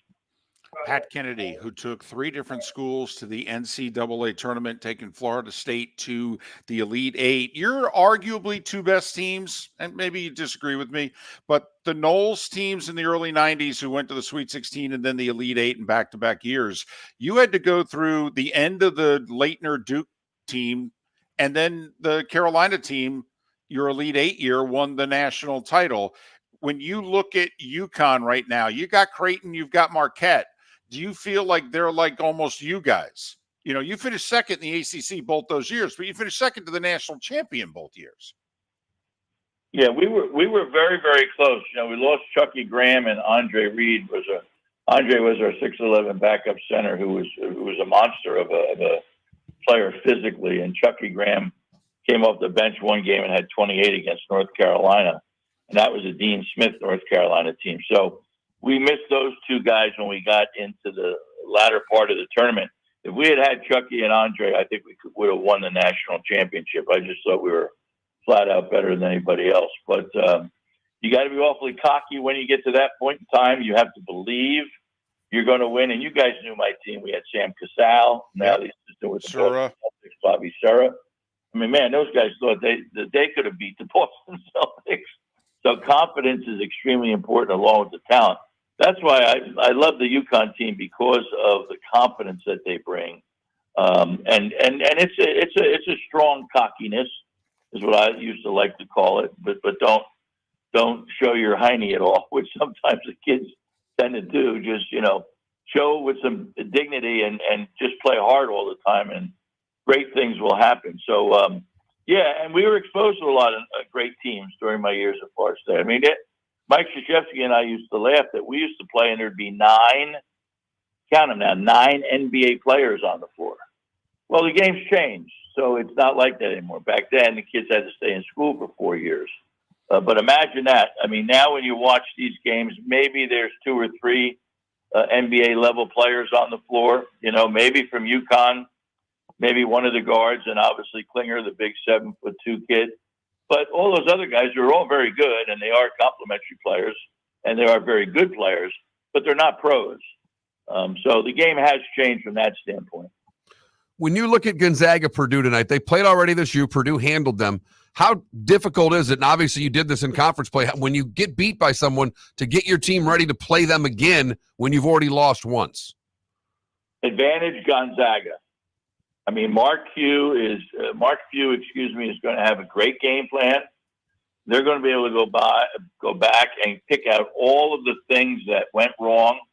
They're going to be able to show those kids video and say, look how we weren't in position to take away the interior pass to Ziti. So, I mean, I think the advantage is Gonzaga. Now, I will say this, too, for the fans. Purdue has shown ability to be beat. And Gonzaga is playing the best basketball they've played all year long. And I just keep watching his teams. I keep on just shaking my head. I mean, Mark Few can just flat out coach. And by the way, so can the Purdue coach. He does a wonderful job. So you're going to have a great, that's going to be another great game. I thought this, I don't know what you guys thought, but I thought this Sweet 16, everyone says, oh, it's always great. The thing I loved about this Sweet 16 was the matchups. You know, it's like this one, you know, Gonzaga, Purdue, man, what a great matchup. And so I think the matchups have been what's been really special. Well, and, you know, Duke in the role of the underdog, and also how many times over the last 40 years, Pat, have we questioned whether or not a Duke team was tough enough to win a game in the tournament? Duke historically has been the toughest out in the tournament. But honestly, Pat, you've seen a lot of ACC ball. Can Duke physically handle Houston? Well, you know, Houston is just, boy, God, you know, Kelvin Sampson's done an incredible job. The guard he has is one of the top players in the country. And those kids just, you know, they play like their coach. I mean, Kelvin is a fighter. He's been a fighter all his career. You know, he coached in Montana when he started out, and he worked his way all the way through the coaching ranks. So he is really a fighter. Duke, you know, they've had great success. But you got to remember, Mike Krzyzewski was an awfully tough individual. Mm-hmm. You know, he came from Chicago. His brothers were firemen. Mike went to Army and played for Bobby Knight. You know, there's a lot of things that people tend to forget. So when you played Duke, you didn't play a bunch of patsies. They were mean and tough as could be. Right now, I love their new coach. He's outside of Chicago. When I was at DePaul, we got to know him a little bit, John Shire. He's not Mike Krzyzewski, right? So he's got to figure out a way to really get those kids fired up in the locker room. I remember there's an old coach from Pittsburgh. His name was Paul Evans, and they were playing in the Big East tournament. And before the game, in his pregame talk, he walked in and he turned out all the lights. And it was completely dark in the locker room. He pulled out a gun and he shot the gun. And the kids were like, they were stunned. And he turned the lights on. He said, okay, let's go out and play. And the kids went out and they upset somebody. So he's going to have to, if I'm Coach Shire, I got to think of something to get those guys' attention. And the biggest challenge is, hey, you guys can win this entire national championship if you play hard all the time and if you play with a little moxie. So he's got a big job at pregame with those kids. Pat Kennedy took 3 different schools to the NCAA tournament. Finally, we got about a minute left. The last school you took was DePaul. Pat, is that job savable? I mean, almost since you've left, they've gone in the tank, if you know what I mean. Can you win at DePaul? It seems crazy to ask. It's in Chicago. It's almost like people forgot it, but we had Quentin Richardson and Bobby Simmons and Lance Williams. We took a program that had 20 losses for 2 or 3 years in a row.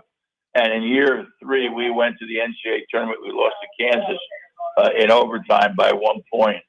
So we did a remarkable job of pulling that thing together. But there were things that DePaul needed to do that they just weren't going to do, which is too long to talk about. And so they've had 20 straight years of about the worst records and worst teams in the country. We could have. I went there to try to make that a Louisville or Cincinnati, and we were very, very close to pulling that off. But it's a very difficult job. When we were there, we had a chance of creating something special, but the powers that be at the school just would not take the next steps. And now they're not even an entity with Northwestern playing so well, Loyola Chicago playing well, Illinois playing well. So you got to understand now when you're in Chicago, they're like not only bottom of the barrel, but way down bottom of the barrel. So very tough job. And the guy they hired had just been fired, right? So Yep. if you're just fired and somebody says, "Hey, we'll hire you," you're obviously going to take the job. He's a nice fella. He'll battle a little bit, but they will not have any impact in the Big East. No. Pat, thanks so much for your time. Enjoy the rest of the tournament. All the best. Hopefully we'll talk soon. Have a great Easter weekend, guys. Thank you for having me. Pat Kennedy, 500 wins as a coach, took 3 different schools to the NCAA tournament. Enjoy the madness. Enjoy the baseball. The Diamond District bonus hours next. Mark Miller for Molly Maid. Why Molly Maid, you ask? Trust. Moulton was a customer for 15 years. Affordability. Didn't I just say Moulton was a customer for 15 years? Worry-free services. Our professional house cleaners are fully insured and a 24-hour warranty. Call Molly Maids today at 239-774-5839. That's 239-774-5839 or online at mollymaid.com/FTMYERS. That's mollymaid.com/FTMYERS. Located on the East Trail, locally owned Naples Tiki Bar and Grill is an outdoor eatery next to the Hitching Post Shopping Center. Island-inspired food with a true tiki theme. The best place in Naples to enjoy the beautiful weather in Southwest Florida. The Naples Tiki Bar and Grill offers a great menu for dine-in or takeout. Enjoy our famous pulled pork, huge burgers, and tiki bar cocktails. Don't miss happy hour every day from 3 to 6 and live music 7 days a week. See you soon at the Naples Tiki Bar and Grill, 11498 Tamiami Trail East.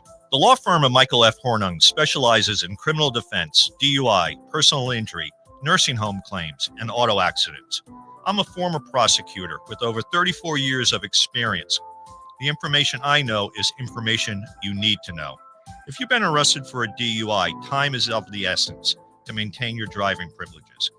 Call the law firm of Michael F. Hornung for a free consultation. At the law firm of Michael F. Hornung, we are committed to excellence in your representation. Being a local attorney with local knowledge is clutch to the success of your case. For over 30 years, we have successfully represented the citizens of Southwest Florida. For a free consultation, call 239-437-0095. That's 239-437-0095. Our offices are conveniently located in Fort Myers. Visit online at mfh-law.com. Visit Jason and Todd at the Diamond District. If you're in love and thinking about a diamond, you'll want to hear from my friends Jason and Todd at the Diamond District. When purchasing a diamond, you deserve a relaxed, stress-free, and educational experience. You want to have a good time and feel comfortable. You want selection, quality, and value. At the Diamond District, you'll get it all. With our team of non-commissioned diamond advisors, no one's in a rush. We care only about you and making sure your needs and wishes are fulfilled. You'll be wowed by our selection of GIA certified diamonds, stunning diamond bracelets, earrings, pre-owned Rolex watches, exotic ruby, sapphire, emerald, and tanzanite jewelry.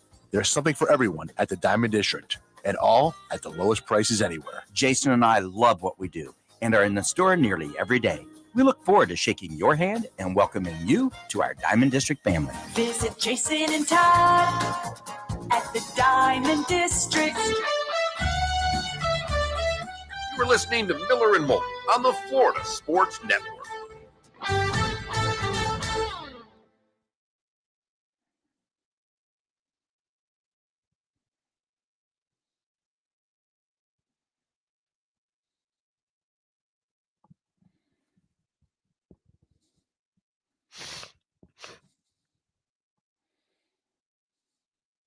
That was a good interview. Good interview. Jeez, tongue-tied. Pat Kennedy's terrific. Yeah, Okay, that was- much better that was coach than was ever given credit for. Still very in tune with the game, too. Yep.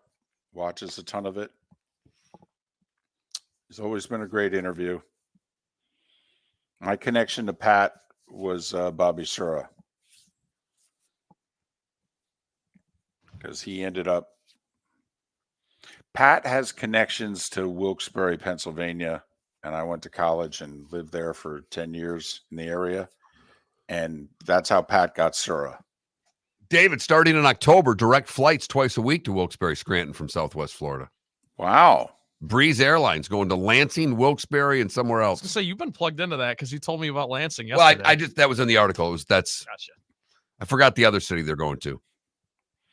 Adam, I don't think they're going to trade up for Marvin Harrison Jr. because I think it would cost them too much.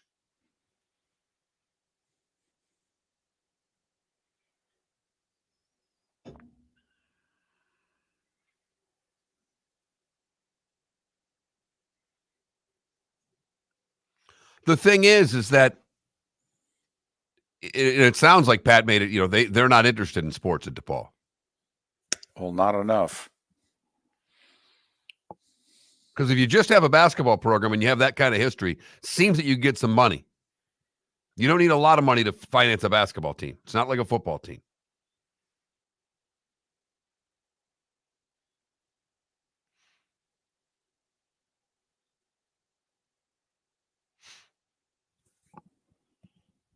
Well, have you guys ever had Bill Raftery on? No. No. Is And there have any asked- way we could get Bill Raftery? No. Trent, believe me, he used to do the games with Vern. Okay. I went to Vern specifically and said, get Raftery to come on our show. And Vern asked him to do our show, and he wouldn't do it. He came to Southwest Florida the first 3 years ago now. of the Thanksgiving tournament. He does the games on Fox. He's in the 239. Okay. Okay.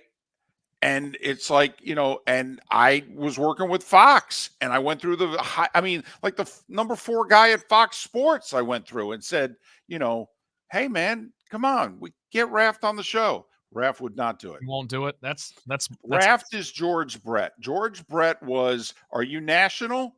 I'll do it. Local, no interest. That's a bummer because It is. I It love is. Raf. I did as well and do. Okay. And I used to beg Vern. I go, Vern, can I be your runner for the NCAA tournament? And he goes, you make $150 a day. I go, I don't care. I get to go out with you and Raft at night. That's all I want to do. I just want to close He the bar puts him with back, Raft. doesn't he? Bill Oh, Raftery? it's legendaries from what we're told. New York Post story last week, Ian Eagle, because him and Raft did Nets games for 25 years. He's been broadcasting with Raft for over 30 years. And Ian Eagle said, 5 years into my career, I told Raft, I can't hang with you. I'm Yeah, I done." think his exact quote was he waved the white flag on going out with Raf. Right. And at the time, Raft's in, 60, and Ian Eagle's like 30. Onions. Raftery, We're Vern coming told back. me the story.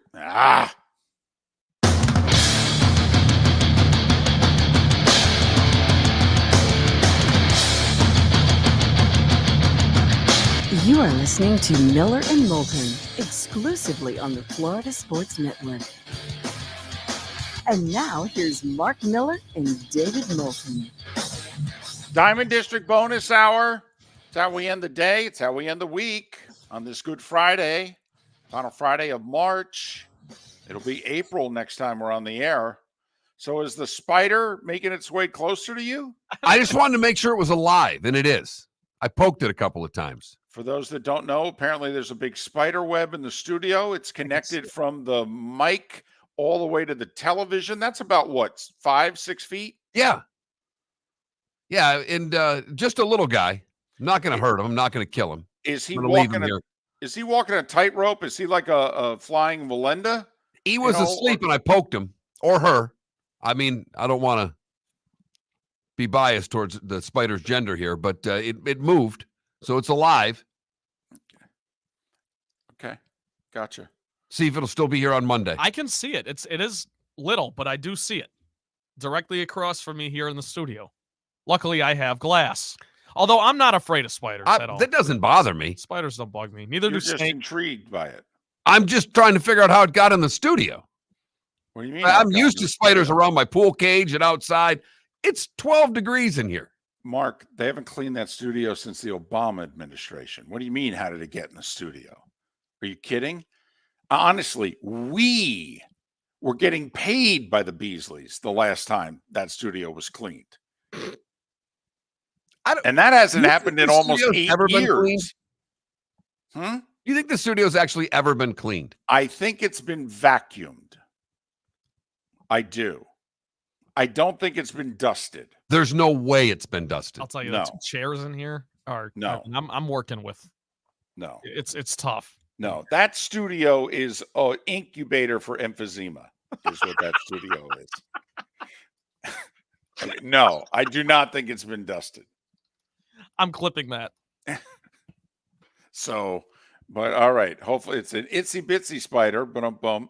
And okay. An incubator Tell you what, emphysema. in 2 months when I come down, if you want, I'll bring cleaner. During the commercial breaks, we can broadcast live on Twitch. I'll clean the studio. We got to get Molly made. No, we'll get Molly made in here. There you go. Now, I have to admit, I feel better if it was our studio. It's not. We'd be doing a favor. This is like cleaning someone else's house. Why are we doing that? It's a dadgum good point when you bring it up that way. I mean,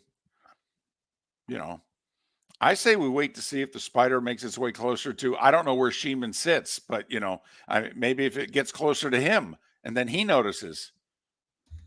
I think he sits at the other one. He sits at David's old spot. Is the spider closer to you, Mark, or closer to the other chair? It's actually now on my mic stand. It's All right. it's right here. It's closer to you. Yeah. Okay. It's my spider. It's my spider. I may have him for lunch. Miller and Moulton on this Good Friday. Thanks so much for being with us. Well, we're pretty wrong about the college basketball games last night. We thought pretty wrong. We did awful. We thought the better seeds were going to win last night, and only one of them did. Fortunately, we bet that one. Right. That's always good. But so tonight, Purdue Gonzaga. I mean, come on, Matt Painter, Purdue, pressure's on. Yeah, I know. And I think they're going to handle it with relative ease. Really? I disagree with Pat wholeheartedly. He said advantage Gonzaga in our last segment. I don't see it. I think this business-like approach for Purdue is just what the doctor ordered for them. I think they keep on keeping on. And I think the fact that they can shoot now and that point guard's so damn good, that's the difference that they've not had in the past. Every game from here on out for Purdue, this might be a hot take, but I think it's their biggest game in program history. Every game from here on out. This is their best team they've ever had. Let's and not if get crazy. They played for the national title in '69. Oh, okay. So since the Final Four in 1980, every game from here on out is the biggest game in Purdue Boilermakers basketball history. Well, you do wonder, because Matt Painter is going to be there a long time, and he is a very good coach. And, they're a lot like Wisconsin football. You know how we applaud the programs who know who they are, and they just do a really good, solid job. They got their recruiting philosophy. They get their kids. They keep them longer. They coach them up. Purdue's really good every year. I mean, Purdue's not going to go anywhere. It's just, are they ever going to have a National Player of the Year again? When will Purdue be a 1 seed again? And they've just been a 1 seed 2 years in a row. Now that you don't have to be the 1 or 2 seed to make the Final Four and win the national title, but obviously your chances increase. We've seen it many times. Georgia didn't go to the Final Four with Dominique. They went the next year, and you can go right. It happens all the time. Virginia made the Final Four the year after Ralph Sampson graduated.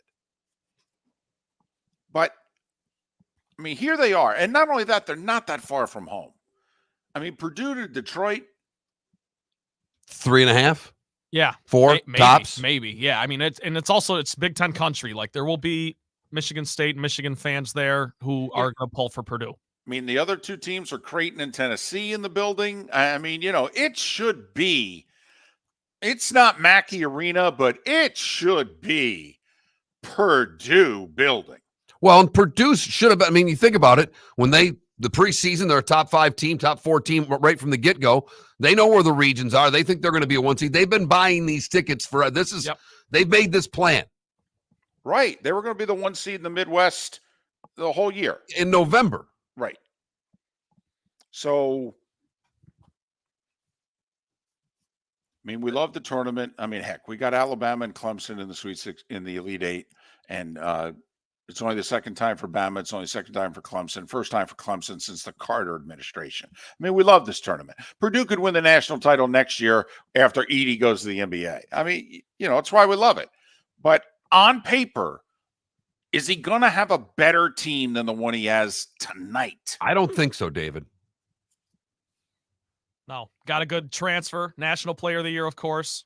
Those freshman guards last year that kind of let him down against Fairleigh Dickinson, they're now sophomores. Right. Like, everything has happened for Purdue. They've got the same motivation that Virginia had in 2019 after losing, now, of course, the irony is, Virginia won that national title with the epic miracle shot and beat Purdue in overtime that year. I mean, Matt Painter and Purdue might have gone to the Final Four if not for that ridiculous shot at the end of regulation. Diakite at the buzzer. And I think Carson Edwards for Purdue dropped like 40 in that game, didn't he? Yeah, it was just unbelievable. Remarkable. Right.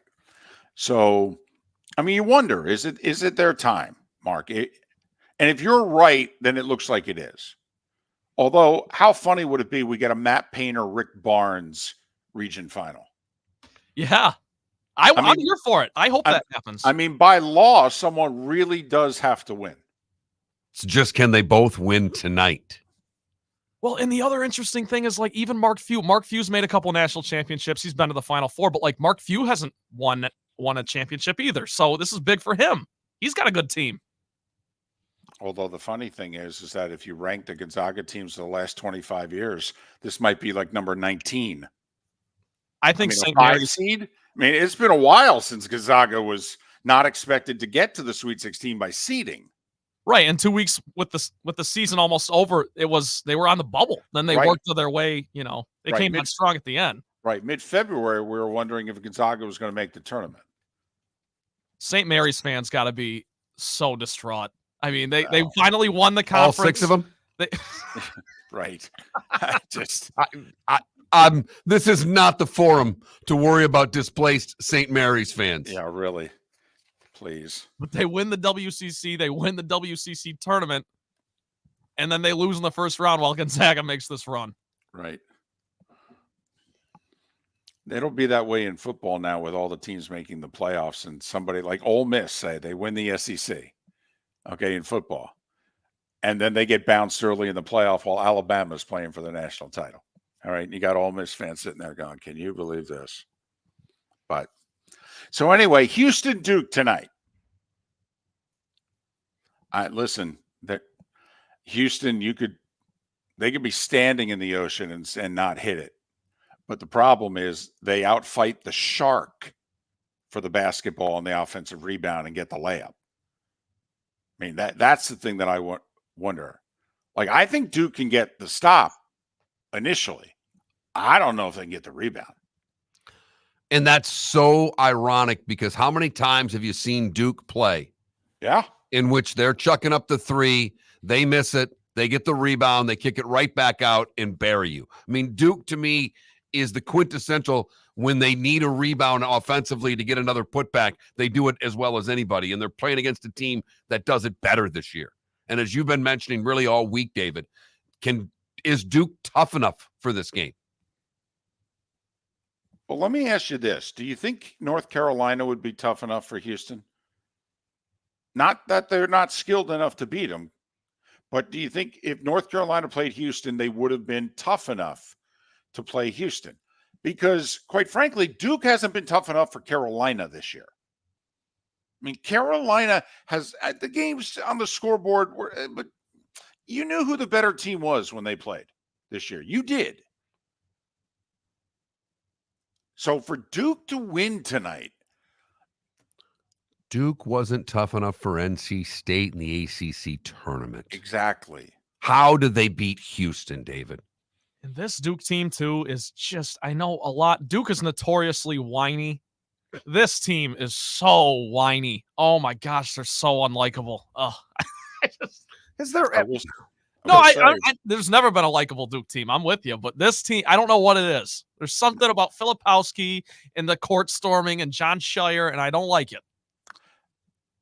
They looked really good in Brooklyn. Now, they did play a 13 seed and a 12 seed. So, now you're playing Houston. This ain't Vermont. This ain't James Madison. We're playing Houston. No, and James Madison made the biggest mistake in the world. They finished the game and tell everybody how they're not a Cinderella and they're ready. Okay, yeah, let's go tell Duke you're going to beat him and be cocky about it as a 12 seed. That's the worst mistake they could have ever made. That was a sexy pick, too. A lot of people picked James Madison to upset. Didn't one of you guys do that? No. Didn't David? I did. I had was James gonna say, Madison beating Duke in the second round. I did. and you weren't alone. Oh, I don't know. If you take a look at my bracket, I'm pretty alone. There's not a whole lot of people in my area code when you start adding up the points in the bracket. You know how sometimes when you're going through a listing and you're like, wait, did I miss somebody? Oh, wait, I didn't get to them yet. Holy blank. Yeah. That's where I am in my contest. Good, bad, and ugly. What's on tap today was the day when. Some final thoughts and picks all coming up in about 25 minutes. Thanks for being with us on this Good Friday. Miller and Moulton. Visit Jason and Todd at the Diamond District. If you're in love and thinking about a diamond, you'll want to hear from my friends Jason and Todd at the Diamond District. When purchasing a diamond, you deserve a relaxed, stress-free, and educational experience. You want to have a good time and feel comfortable. You want selection, quality, and value. At the Diamond District, you'll get it all. With our team of non-commissioned diamond advisors, no one's in a rush. We care only about you and making sure your needs and wishes are fulfilled. You'll be wowed by our selection of GIA certified diamonds, stunning diamond bracelets, earrings, pre-owned Rolex watches, exotic ruby, sapphire, emerald, and tanzanite jewelry. There's something for everyone at the Diamond District, and all at the lowest prices anywhere. Jason and I love what we do and are in the store nearly every day. We look forward to shaking your hand and welcoming you to our Diamond District family. Visit Jason and Todd at the Diamond District. Located on the East Trail, locally owned Naples Tiki Bar and Grill is an outdoor eatery next to the Hitching Post Shopping Center. Island-inspired food with a true tiki theme. The best place in Naples to enjoy the beautiful weather in Southwest Florida. The Naples Tiki Bar and Grill offers a great menu for dine-in or takeout. Enjoy our famous pulled pork, huge burgers, and tiki bar cocktails. Don't miss happy hour every day from 3 to 6 and live music 7 days a week. See you soon at the Naples Tiki Bar and Grill, 11498 Tamiami Trail East. Mark Miller for Molly Maid. Why Molly Maid, you ask? Trust. Moulton was a customer for 15 years. Affordability.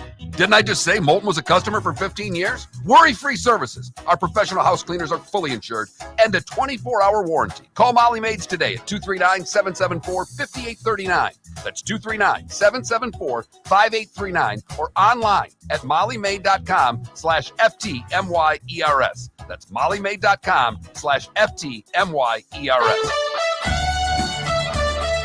You were listening to Miller and Moulton on the Florida Sports Network.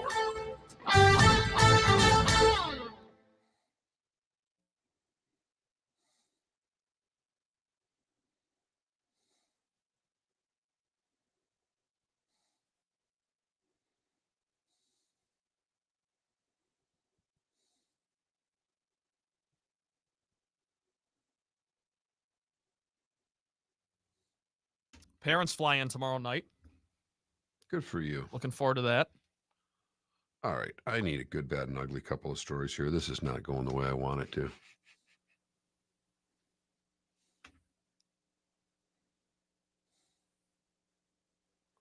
Pugsatawny Phil's, he and his wife are pregnant too. Not making that up. The groundhog? Yes. We're getting a new groundhog. Right. David, we should ask him how he feels about that. Give us a nice interview. Had 2 kids. Pugsatawny Phil.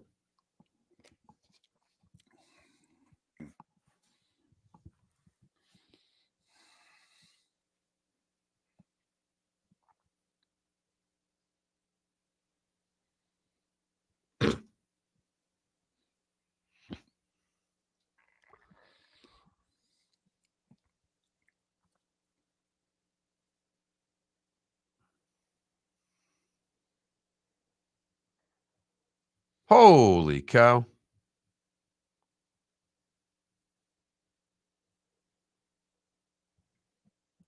What's holy cow? Gateway High School track coach fired accused of sending nude photo to student. Oh, man. Seriously?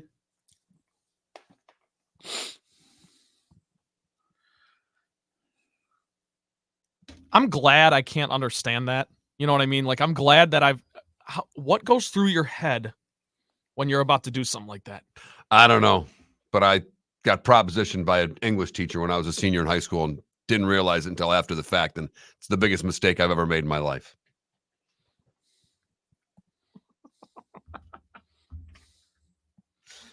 Boy, times have changed. Damn, that was dumb.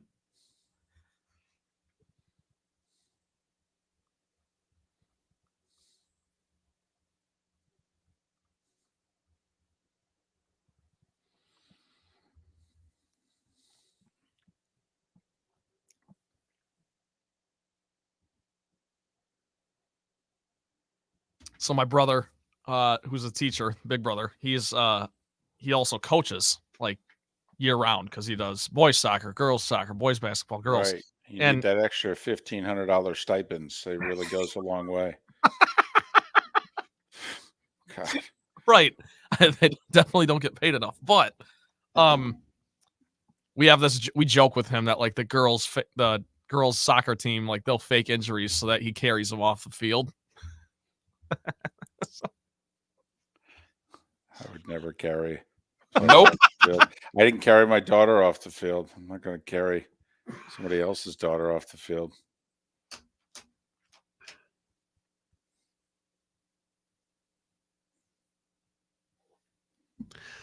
I'm getting to really enjoy the umpires in the Little League softball games because you got some older guys. Right. And older than us older guys that do it. Then you get some young kids that do it. And they're doing it. And then sometimes they want to give the big strikeout call and other times they don't. I just get the biggest kick out of it.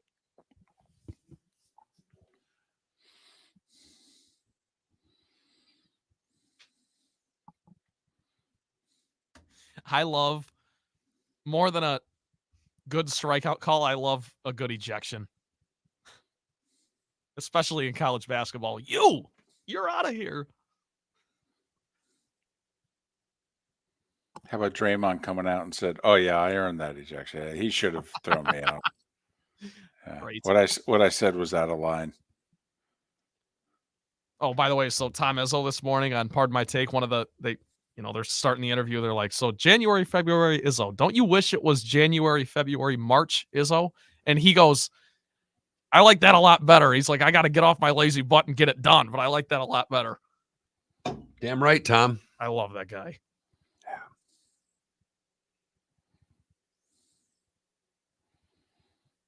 Okay, here we go.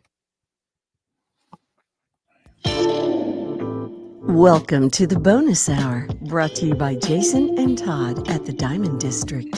And now, here's Mark Miller and David Moulton. 21 minutes past the hour. Good, bad, and ugly. What's on tap? Today was the day when. Some final thoughts, a pick or two coming up here on Miller and Moulton, millerandmoulton.com, Miller_Moulton on X. Last few moments, we found out Louis Gossett Jr. has passed away at the age of 87. First man of color to win the Best Supporting Actor award for An Officer and a Gentleman. And he starred in Roots before that. He did an interview recently in which he said, yeah, I did my career backwards. I had all my success early. He said, I had it all right away.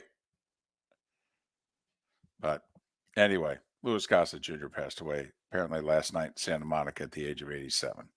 That's what you call a good run, David. Yeah. That's playing all 18 and sitting in the 19th hole for a little while. You know, that might be, you're in a country club there and you guys have tournaments and all that. You got to sometimes go out and play extra holes to settle it, don't you? Sometimes. So I think 80, once you get past 85, I think you're playing extra holes. I think you get past 80, you're playing extra holes. At what point are you playing with house money? Anything after 80. Really? Because I'm in the minority, but for me, every day is house money. I'm just I'm just happy every day. But not everyone. I know you are. I know you are. And since you've, at a very young age had to battle a very serious form of cancer, there's a lot to Miller and Moulton in which, we let all this happiness we tolerate. But there are times in which I go, oh my goodness, I know he's happy to be alive and all, but could you just rein it in? Okay. But I know, cheating death, blah, blah, blah. Right. I got it. Coming from the other cancer, 2 of the 3 people on the show are cancer survivors. One acts as if, well, of course, as he had cancer for 5 days. Right. No, I'm the most incredibly lucky, cancer patient, if you will, in the world. Trent went through hell. Okay. Right. And that's why, probably because I went through a tough few weeks. Literally, that's it. No chemo, no radiation, just surgery and then recovering from it. So I'm beyond lucky. And maybe that's why, if I had gone through a little bit of hell, okay, maybe I'd be completely tolerant of your incredible joy for living. You have gone through hell. You worked in this market for as long as you have. I know, and got fired by every place. Everybody. And you get fired by more people than me in this market, and that's tough to think about that. I got rejected by everyone in that market. Everyone. Gave FGCU 20 years to hire me. Nope. Hell, they didn't even send out a tweet when I left. All right. Well, you're better for it. Got fired by Beasley, got fired by the other guys, got fired by both papers, and told the whole time, you're really good at what you do. Really? Really? Gotcha. You gonna pay me that severance? Oh no, you're gonna have to sue us for it. Oh no. You're gonna have to sue us for it. Oh, okay, good. Thanks. David, were you a columnist? Yes. For 10 years. Okay, so you wrote a column. Okay, I just didn't I wrote 3 columns a week for over 5. Yeah. Mm-hmm. What was your spiciest column? Is there any any that stick out? Like, well, there's 2 that stick out. One, because it was my Dewey defeats Truman column. I tried to write a flippant in 2011 when Rory took a 4-shot lead to Sunday. That was the 75th Masters. Well, Jack had won. No, Gary Player had won the 25th Masters, I believe. Let's see. Yes, Gary Player won the 25th Masters and Jack won the 50th. And Rory was going to be the next great golfer. And so I said, and I took a look at the leaderboard, and there were a bunch of nondescript names there, and Rory was at the top of it. So I tried to make fun. What was the funniest sounding name on the leaderboard? Charles Schwartzel. And so I laid it out and said this is an historic Masters and what have you. And Gary won it and Jack won it. So we're going to have, and so Rory, the one thing I can tell you is Charles Schwartzel is not going to win the Masters. So he birdies the first 3 holes of the day and the final 4 holes of the day, and he wins the Masters. So that was my Dewey defeats Truman column. And then I helped start a movement that nearly brought the Cubs to Naples for spring training. As I was playing soccer, or my daughter was playing soccer over the weekend, and I'm at the Paradise Coast Soccer Complex where the Cubs would have played. Mm-hmm. Right. And we're there, and literally someone said, "Isn't this where the Cubs?" Uh-huh. And I said, "Yes, man, it is." Would have changed my life. Seriously, I would have been a BFD. Okay. I joked with Mark. I said, because the one thing that the guys in Naples promised me, because obviously they took the ball and ran with it. But the idea, if you will, was mine. I got it rolling. They took it and ran with it. They were doing all the work. All right. And they said to me near the end, the word was, by the way, the Cubs were coming. I got called on a Tuesday and said, we need to have lunch now. And okay. And I drove down to Naples and we had lunch, and I was told the deal is done. They're going to announce it Friday at Cubs Fest. Okay. And they told me all the legendary Cubs who have already been told about it. And it was happening. And then and Friday morning we woke up and there was a story in USA Today that basically said the Cubs were leaving Arizona and going to Naples. Front page of the USA Today Sports. And then obviously the announcement never came. And so the guy said to me at the lunch, they go, "What do you want?" And I go, "I want to be at the presser, and I just want you to acknowledge me." That's it.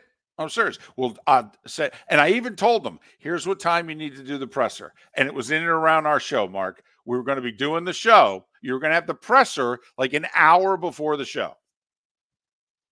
And then we were going to be there, and you were going to start our show. Boom. And you can't leave the room until we're done with you. Those were my only demands. Still waiting to do that show. Never happened. No. In spring training in Naples, had another opportunity that also got thwarted.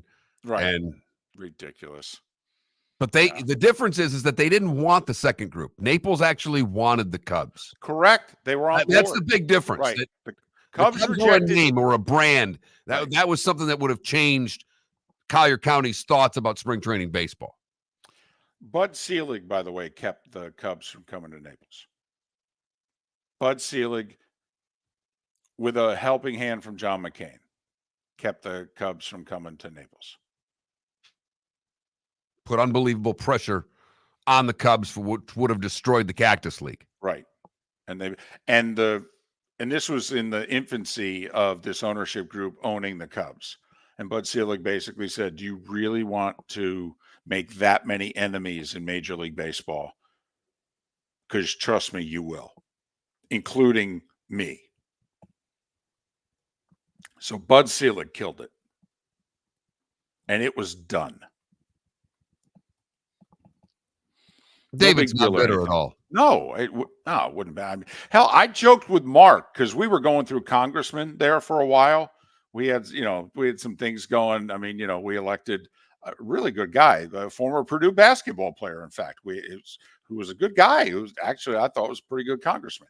Okay. We had the news guy who was a congressman, the whole deal. I joked with Mark. I said, that Naples thing's happened. I'm running for Congress. And you might have won. Might have. Moulton for Congress. Yep. Funny thing is, I would have run as a Republican. I don't think my wife would have voted for me.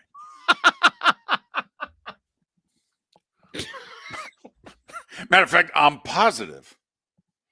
In fact, she might have campaigned for whoever the opponent was. She would have given money to the other. Yes. There's no doubt there. Yes. Imagine that news story. Okay. Because I sign all our checks. Moulton gives money to his opponent. Would have been a great headline. I would have written a column that said, "I'm running for Congress and I don't have my wife's vote. Can I get yours?" Visit Jason and Todd at the Diamond District. Hi, I'm Jason. And I'm Todd with the Diamond District. I believe in complete transparency. If you're shopping for diamonds in Naples, you're paying too much. If you're shopping in the Cape or Fort Myers, you also won't see the selection you deserve to have. If you're online, there's no human connection, and you won't know if your diamond is beautiful or not until it shows up in the mail. Just because it's GIA certified doesn't mean it's brilliant. There's so much more to a diamond than its cut, color, and clarity that makes it beautiful. Visit us at the Diamond District for a non-commissioned and educational presentation, and quit paying more in Naples or buying blind from the internet. The Diamond District has the rarest diamonds from half carat to 10 carats. You won't find a bigger selection or better value. And you won't find a better buying experience. Jason and I are in the store nearly every day, and we look forward to shaking your hand and welcoming you to our Diamond District family. At the Diamond District. Mark Miller for Molly Maid. Why Molly Maid, you ask? Trust. Moulton was a customer for 15 years. Affordability. Didn't I just say Moulton was a customer for 15 years? Worry-free services. Our professional house cleaners are fully insured and a 24-hour warranty. Call Molly Maids today at 239-774-5839. That's 239-774-5839 or online at mollymaid.com/FTMYERS. That's mollymaid.com/FTMYERS. Hello, friends and family of Southwest Florida. Are you looking to tap into the electric vehicle market? Well, look no further, because we here at Southwest Florida Golf Carts have just what you need. E-bikes, golf carts, LSVs, scooters, and more. Come down and talk with one of our experienced sales reps, have a soda and a smile, and you could be cruising the streets in your new EV today. Stop by the store or visit our website at flgolfcarts.com and enter for a chance to win $100 off your next purchase by answering John's monthly sports question. You are listening to Miller and Moulton on the Florida Sports Network.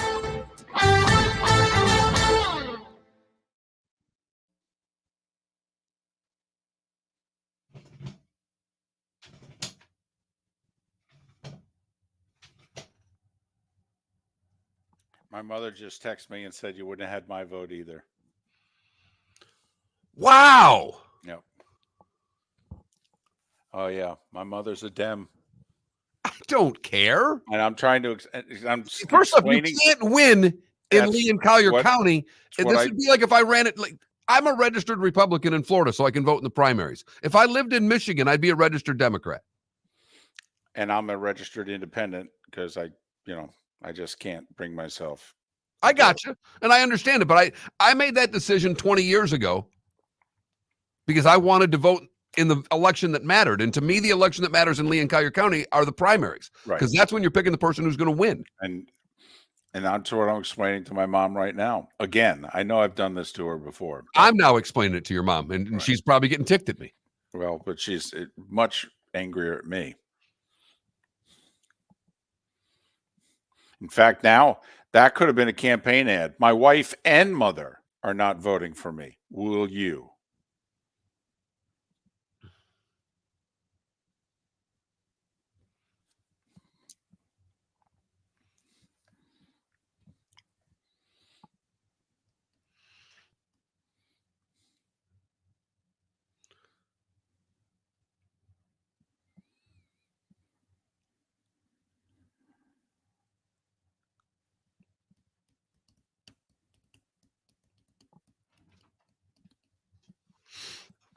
Oh, Logic Man. I would have run on the Miller and Moulton platform.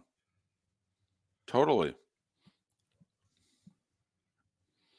Southwest Florida was not quite as conservative then as it is now, but it was still staunchly conservative. But oh yeah. Wow, free Whopper Jr. with every home win for the Marlins? The hell? Wow.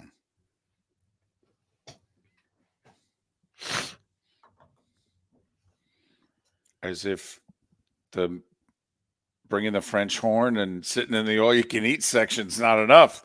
You mean to tell me if we win, I get Burger King tomorrow?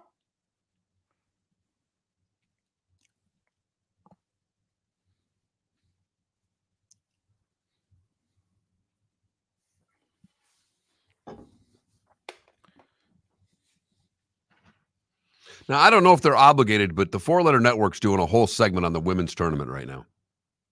Well, they are carrying it. No, that's why I said I don't know if they're obligated. Well, they have the games, right? Yeah. So they probably.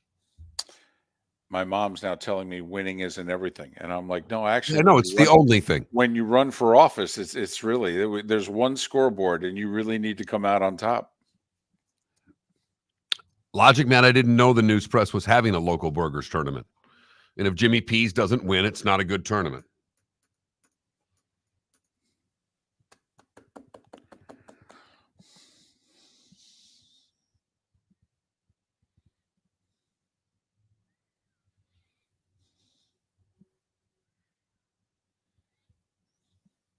I am feeling a big party weekend coming.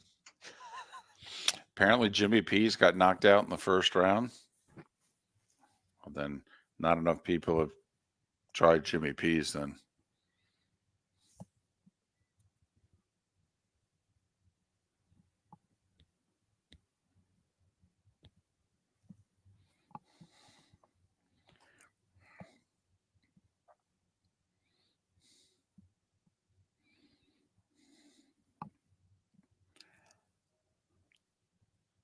So the spreads tonight on the men's side are all between 2.5 and 6.5. Is the 6.5 the Gonzaga Purdue game? That's 5.5. 6.5 is Marquette. Oh, NC State. Yeah. Okay. Makes sense. I love Houston tonight. Laying 4.5. Me too. So that's sure to go wrong. So you like Houston? I do. You're due to win a bet. Yeah, I am. We've already bet the Mets. Here we go.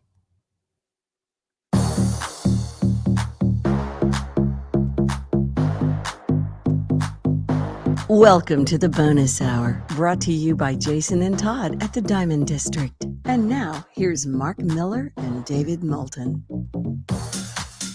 22 minutes till the top of the hour, 16 until we're out of here. Final segment of the week on this Good Friday. It'll be April when we return. Miller and Moulton, millerandmoulton.com, Miller_Moulton on X. We had a good week this week. Fun week. You missed any of it, go to millerandmoulton.com, including our lengthy interview with Vern Lundquist, which we aired yesterday. If you missed it, check it out. It's time for someone to take back this segment, if for no other reason than to stop David from talking about Meghan and Harry. Here's Mark Miller with Today Was the Day When. A lot of arrows again, David. A lot of arrows. I like to keep this thing in chronological order, and today I'm not that way, so we will fight through this. But we start in 1795.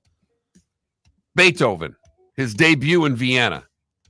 I was scalping tickets for it. It was a tough ticket to get, David. Yeah, Siskel and Ebert said 2 thumbs up. Bruins win their first Stanley Cup today in 1929.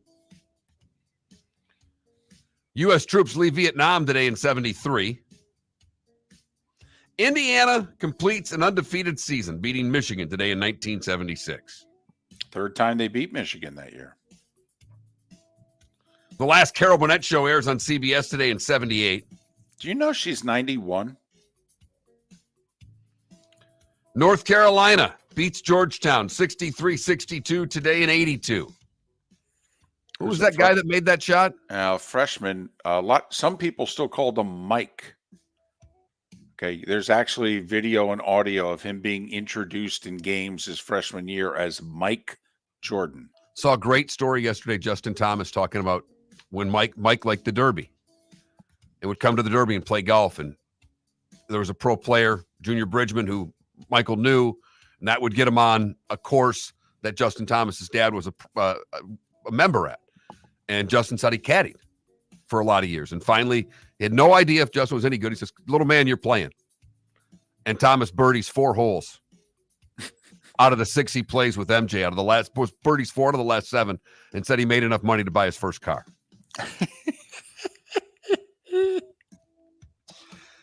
Let's see.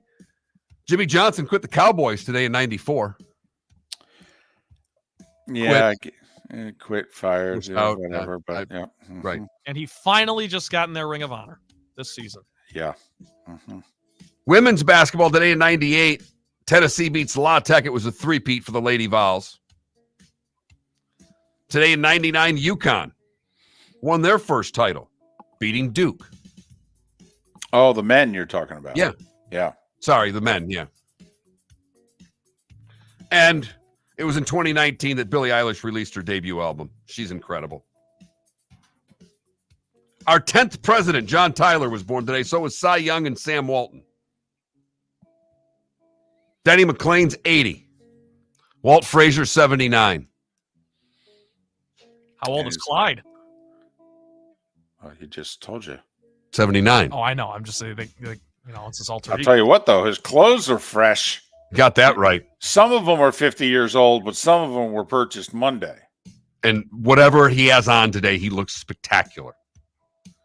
Earl Campbell, 69. Perry Farrell from Jane's Addiction, 65. Elle McPherson, 60.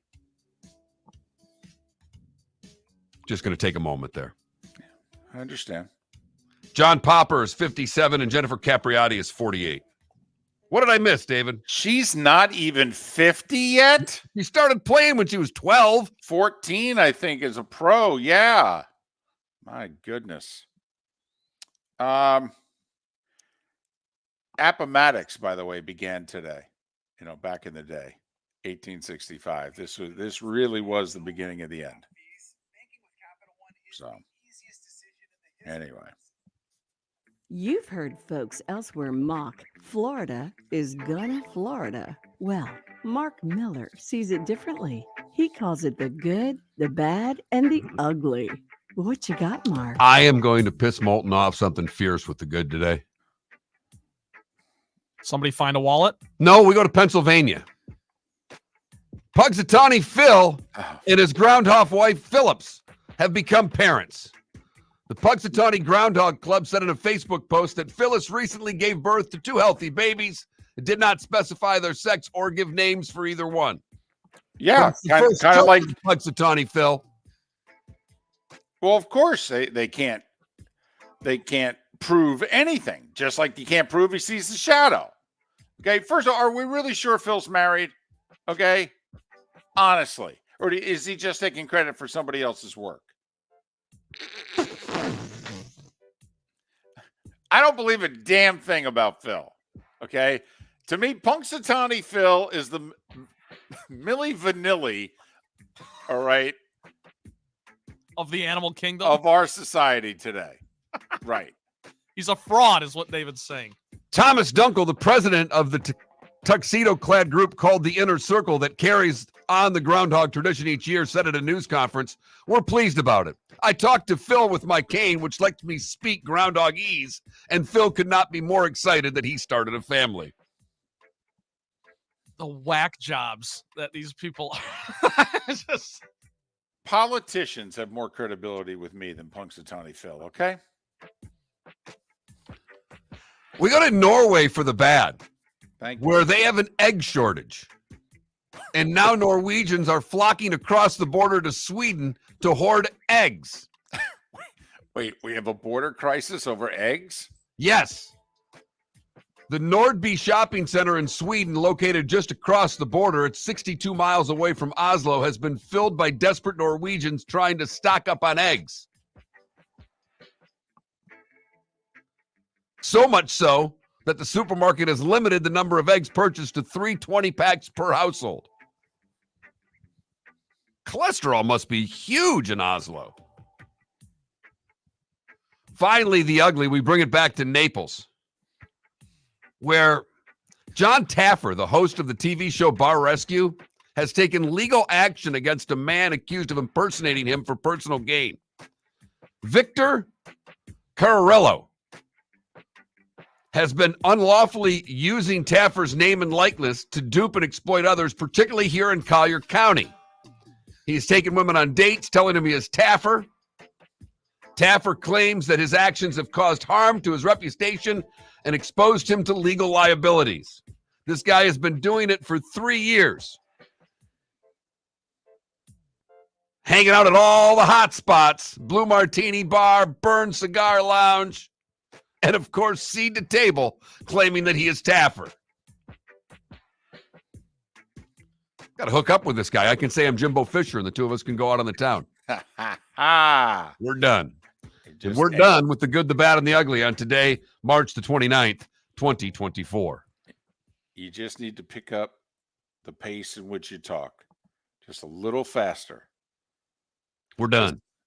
No, not for we're done. You got that down. Okay. You need to got to pick up the pace a little bit, talk a little bit faster. Exactly. That's it. Down here recruiting a kid right now. This is uncanny. That's pretty good. David, have you ever been like, what do people say for your celebrity lookalike? All right, 2. Back in the day, Bob Huggins. And when he was chubby, and I had black hair into my 40s, and Jimmy Kimmel.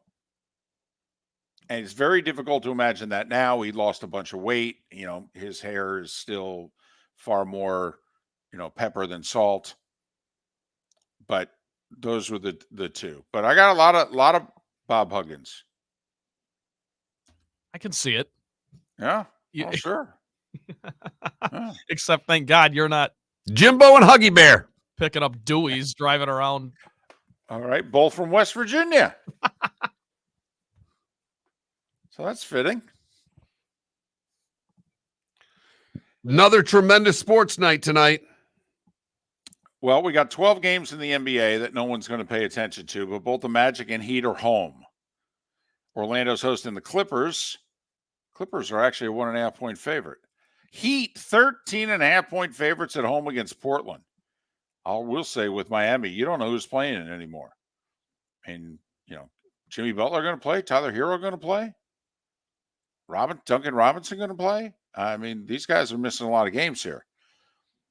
It's actually an interesting NBA night. Not that anybody's going to pay attention, like I said. I mean, the Lakers and Pacers are playing. They have identical records. One gets far more attention than the other. But Detroit's at Washington. Back in the day where worst record truly got you the number one pick in the draft, now it's what? An extra ping pong ball. Yeah. But Detroit with 12 wins is at Washington with 14. This will, I think, ultimately determine who gets more ping pong balls than the other. But Philly's in Cleveland. Phoenix is in OKC. T-Wolves are at Denver. I mean, OKC, Minnesota, and Denver are all tied in the loss column, separated by half a game. I mean, top 3 seeds in the West could go down to the end. Dallas and Sacramento, even a good game. And the Rockets have won, 10 in a row? They put that winning streak on the line at Utah. Jalen Green's playing out of his mind right now. I think over this win streak, he's averaging like 34 a game or something crazy like that. He's balling. There is literally one game in the NHL. One. New Jersey at Buffalo. Friday night, why would you want to play hockey? Exactly. Right. Remember, Tuesday, Thursday, Saturday league. They're not interested. Over under 6.5. If you're interested in placing a bet on it, you need a boost. Baseball, obviously, day 2 of the season. And not everybody's playing, but the Rays and Marlins both are. They're both playing around 7 o'clock. The Rays game actually starts at 6:50. And it's on MLB Network if by chance your Rays stuff is blacked out.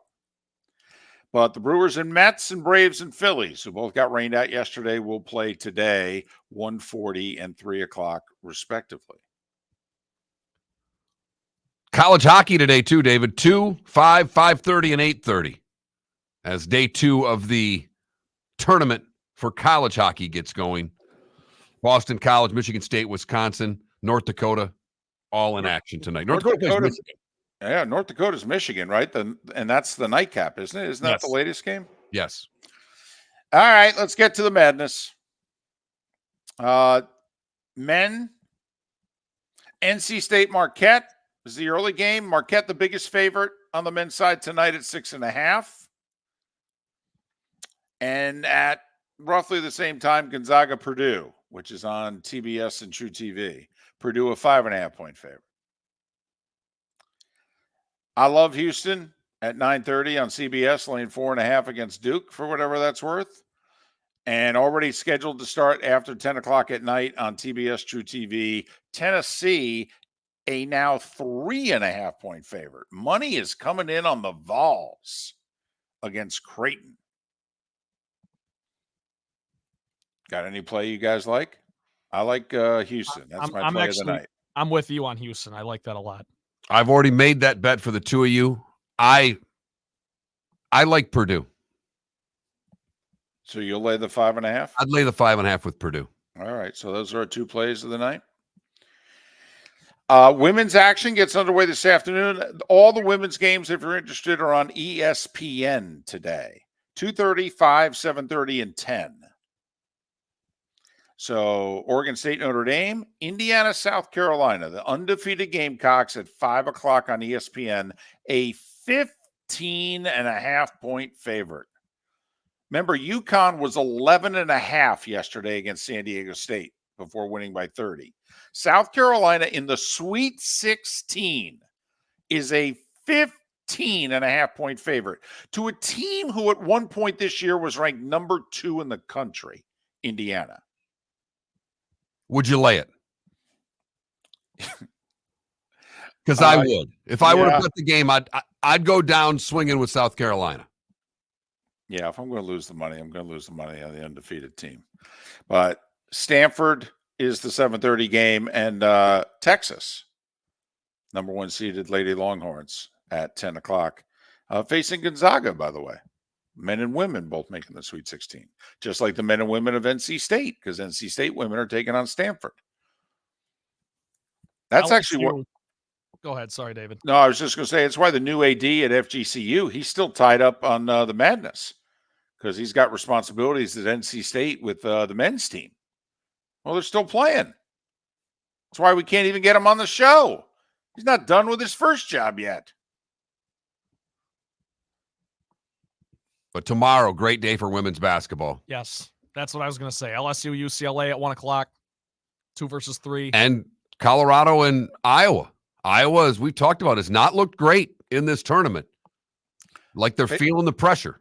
Only favored by 6.5. Think about that. South Carolina is favored by 15.5 in a 1-4 matchup. Iowa in a 1-5 matchup is favored by just 6.5. Those two games tomorrow, by the way, LSU at 1, Iowa at 3:30, both on ABC tomorrow. Because the men's action isn't until after 6 o'clock. So there you go. Good Friday. Have a great day. Have a great weekend. Happy Easter, everyone. We'll talk Monday. The law firm of Michael F. Hornung specializes in criminal defense, DUI, personal injury, nursing home